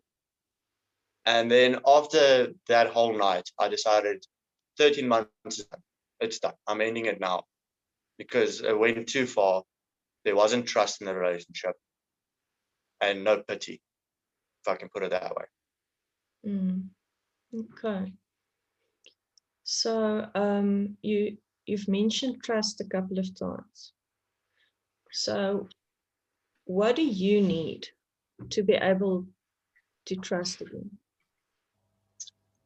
I think I will personally need time with a person to start trusting them. I think if I can use an example, Mr. Alwyn, and I knew him since Generations Ad when I was in primary school. That's grade 6, so 8 years ago. And only, I think, if I'm not mistaken, grade 10, which was 4 years ago, I actually started like trusting him. I'm like, okay, friendly person. He knows what he's talking about. I can trust him, and so on and so forth. And then I started communicating with him here and there. Not like every day, but I will like send a message or see how he's doing or something like that. Just so I know there is still someone there, and there is at least like that little bit of friendship that I can still keep alive. Okay. So that's trusting someone, but it's not trusting someone in a romantic relationship. Okay. No. But okay. So I think overall. Okay. So are you open to are you in a romantic relationship at the moment or not? Currently, I am. We've been dating for a month. All I'm going to say is there were a lot of problems within a month, like heavy problems.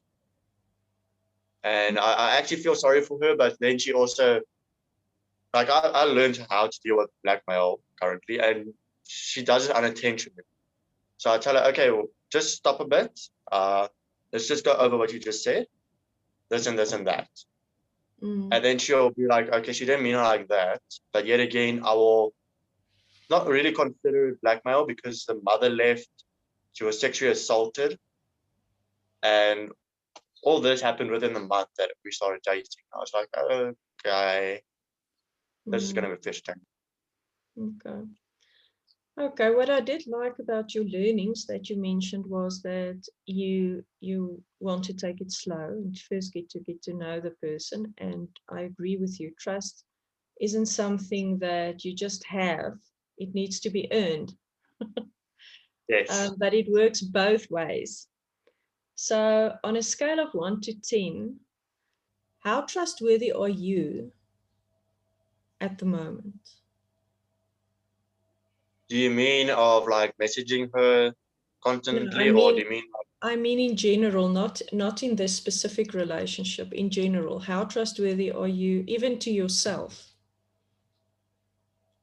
I wouldn't rate myself a 10, but I would rate myself, I would say around about an 8 or a 7, because whatever you tell me stays by me. It doesn't go anywhere else. So, for example, you tell me, okay, you had a problem at home, or like it was for a girl, it was her first time having that stage in her life. And like speaking about this, I'm like, okay, cool.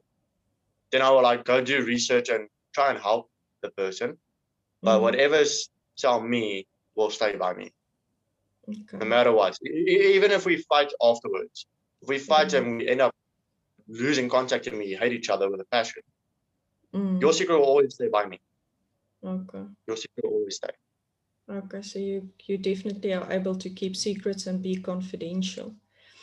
So if I can ask you, can you just put your hand on your heart for a moment? Okay. Take a deep breath and just ask your heart what it needs to give again.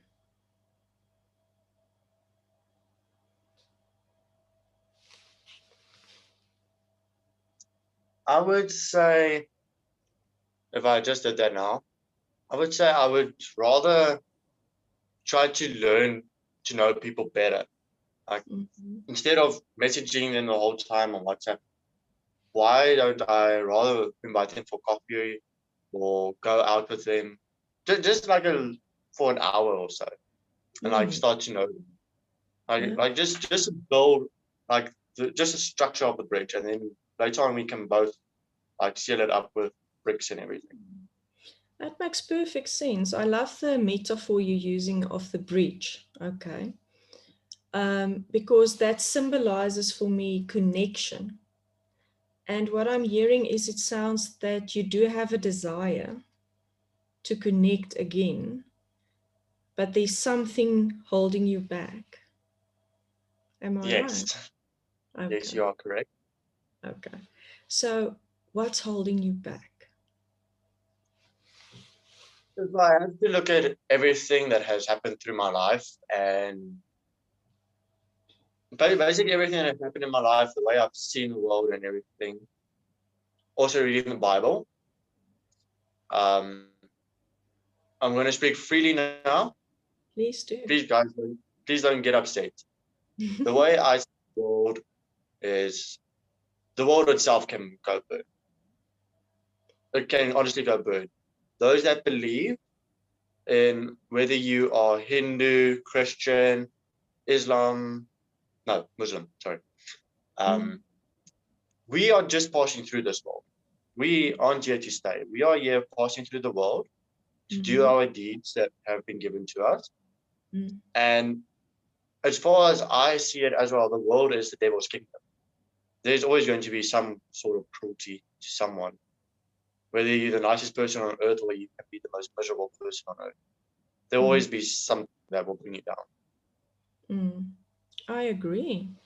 I agree with that. The question I think that we want to ask is, so while we are here, for the little time we have, who would you like to be? I think I would rather try and be the old me again, where I could be open towards people. I could express my emotions. And I think like starting to get contact with old people again. I think that's what I would like. Like just to be that person once more, where I can express my feelings with someone else out of experience that I had. So then they don't feel alone in the dark. Okay. You know, when you said that, you started smiling. Really? So, how are you going to build the bridge, my friend? Coffee. Coffee is always an answer. Coffee and cupcakes. No, Coffee serious are usually matters. the answer. Coffee and cupcakes always the Okay. answer. So, coffee. Having coffee with people, having one-on-ones. And my question is, what does your heart need to do? Or in what state must your heart be when you have those coffees? I think I must start relaxing and not try and have panic attacks and try and kill me. That's a good beginning. What else? To like start relaxing and to stop fidgeting. Because I mean, at this moment, I'm busy fidgeting under the table. So I think I should actually start relaxing and start being open to people. There you go, Diane. I am smiling. Okay, I like what you're saying. What is positive, Luke, is that yes, you went through not a good experience in your past, but you got learnings from it. And you Very wouldn't true. have had those learnings if you didn't go through it. And now you know what you don't want. Isn't that powerful? Some people don't know That what they is- don't want. So my question is, and we don't have time to go on too much further, but if we had another coaching session, okay, I would ask you to think about what you do want and to clarify that so that it becomes very, very clear in your mind, because when that happens, it's easier to achieve it. Okay. True. But for today's session, we have to close now, and I know it's not enough time, and we should have more sessions, okay? But just feedback from you. How do you feel? I At honestly the, feel much better. I actually feel like running around. I'm a very lazy person. I don't sort of run around. I'll rather drive or something. I feel like actually walking, if I could put it that way. that's Like good. just to show the world that listen, yeah, I'm still stuck in a bubble, but I can just walk outside. I can show my emotions to someone. That is awesome. Well, I feel inspired. So Thank you. thanks so much for having the courage to talk to us and just to be part of our little illustration. But I know it took a lot of courage. Thanks for that. Okay, guys, it is 1 o'clock and our session is basically finished. So what I would like to ask is that you please just put in the chat box what your golden nugget was for today. What was the thing that you will take away from today and hopefully go implement it? Is there any chats coming through? Please share. We just wait a little bit, Veronica, nothing in the message box yet. Okay. It can be anything from today's session. Samo says self-care. Thanks, Luke. Temperaments and the power of words. Thanks for that, Samo.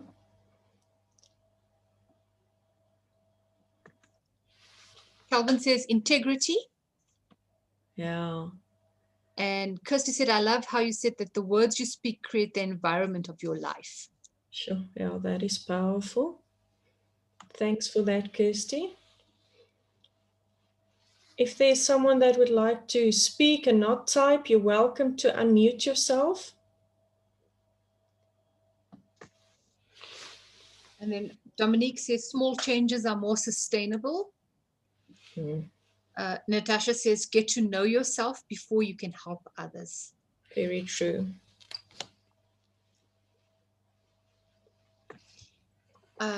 Kelly says do things that make your soul sing. Rita Bile says forgiveness was important for her.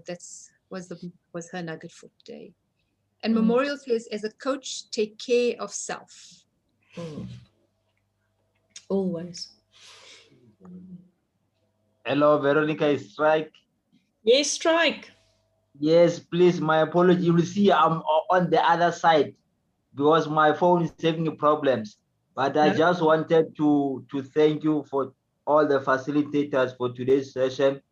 I enjoyed when Ms. Diane was talking about what you need to do in terms of what you need to achieve your goals. And I also enjoyed listening to her presentation on acceptance, admitting your challenges, choosing and deciding what and how to make a decision. I also noted on my notes that she spoke about not giving up and also letting go or giving away on things which are not necessarily helping you to advance in your course, in your future, or in your career per se. I also enjoyed the presentation where you spoke about the power of forgiveness. That was a great presentation. Thank you. Thank you, Swan.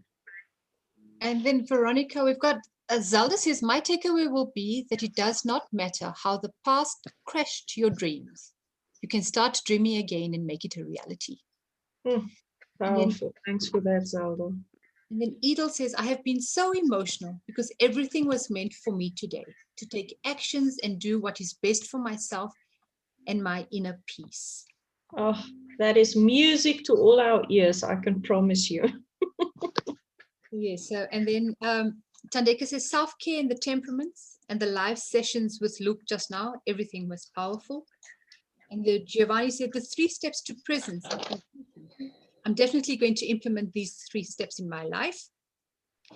And then Gideon shares that the dreams you dream may still be in you, and can help you. So we can dream that again and take action this time, push through. Yeah, so that's what we've got. Thank you, everybody. Wonderful. Okay, guys, thanks so much for staying with us. Next week, can you believe it, is our last session. So don't miss it. What? Did someone say anything? I think Calvin just said, wow. Oh, okay. So we appreciate you being with us and enjoy the rest of your week. And we'll see you next week. Same place, same time. Thanks, guys. Bye.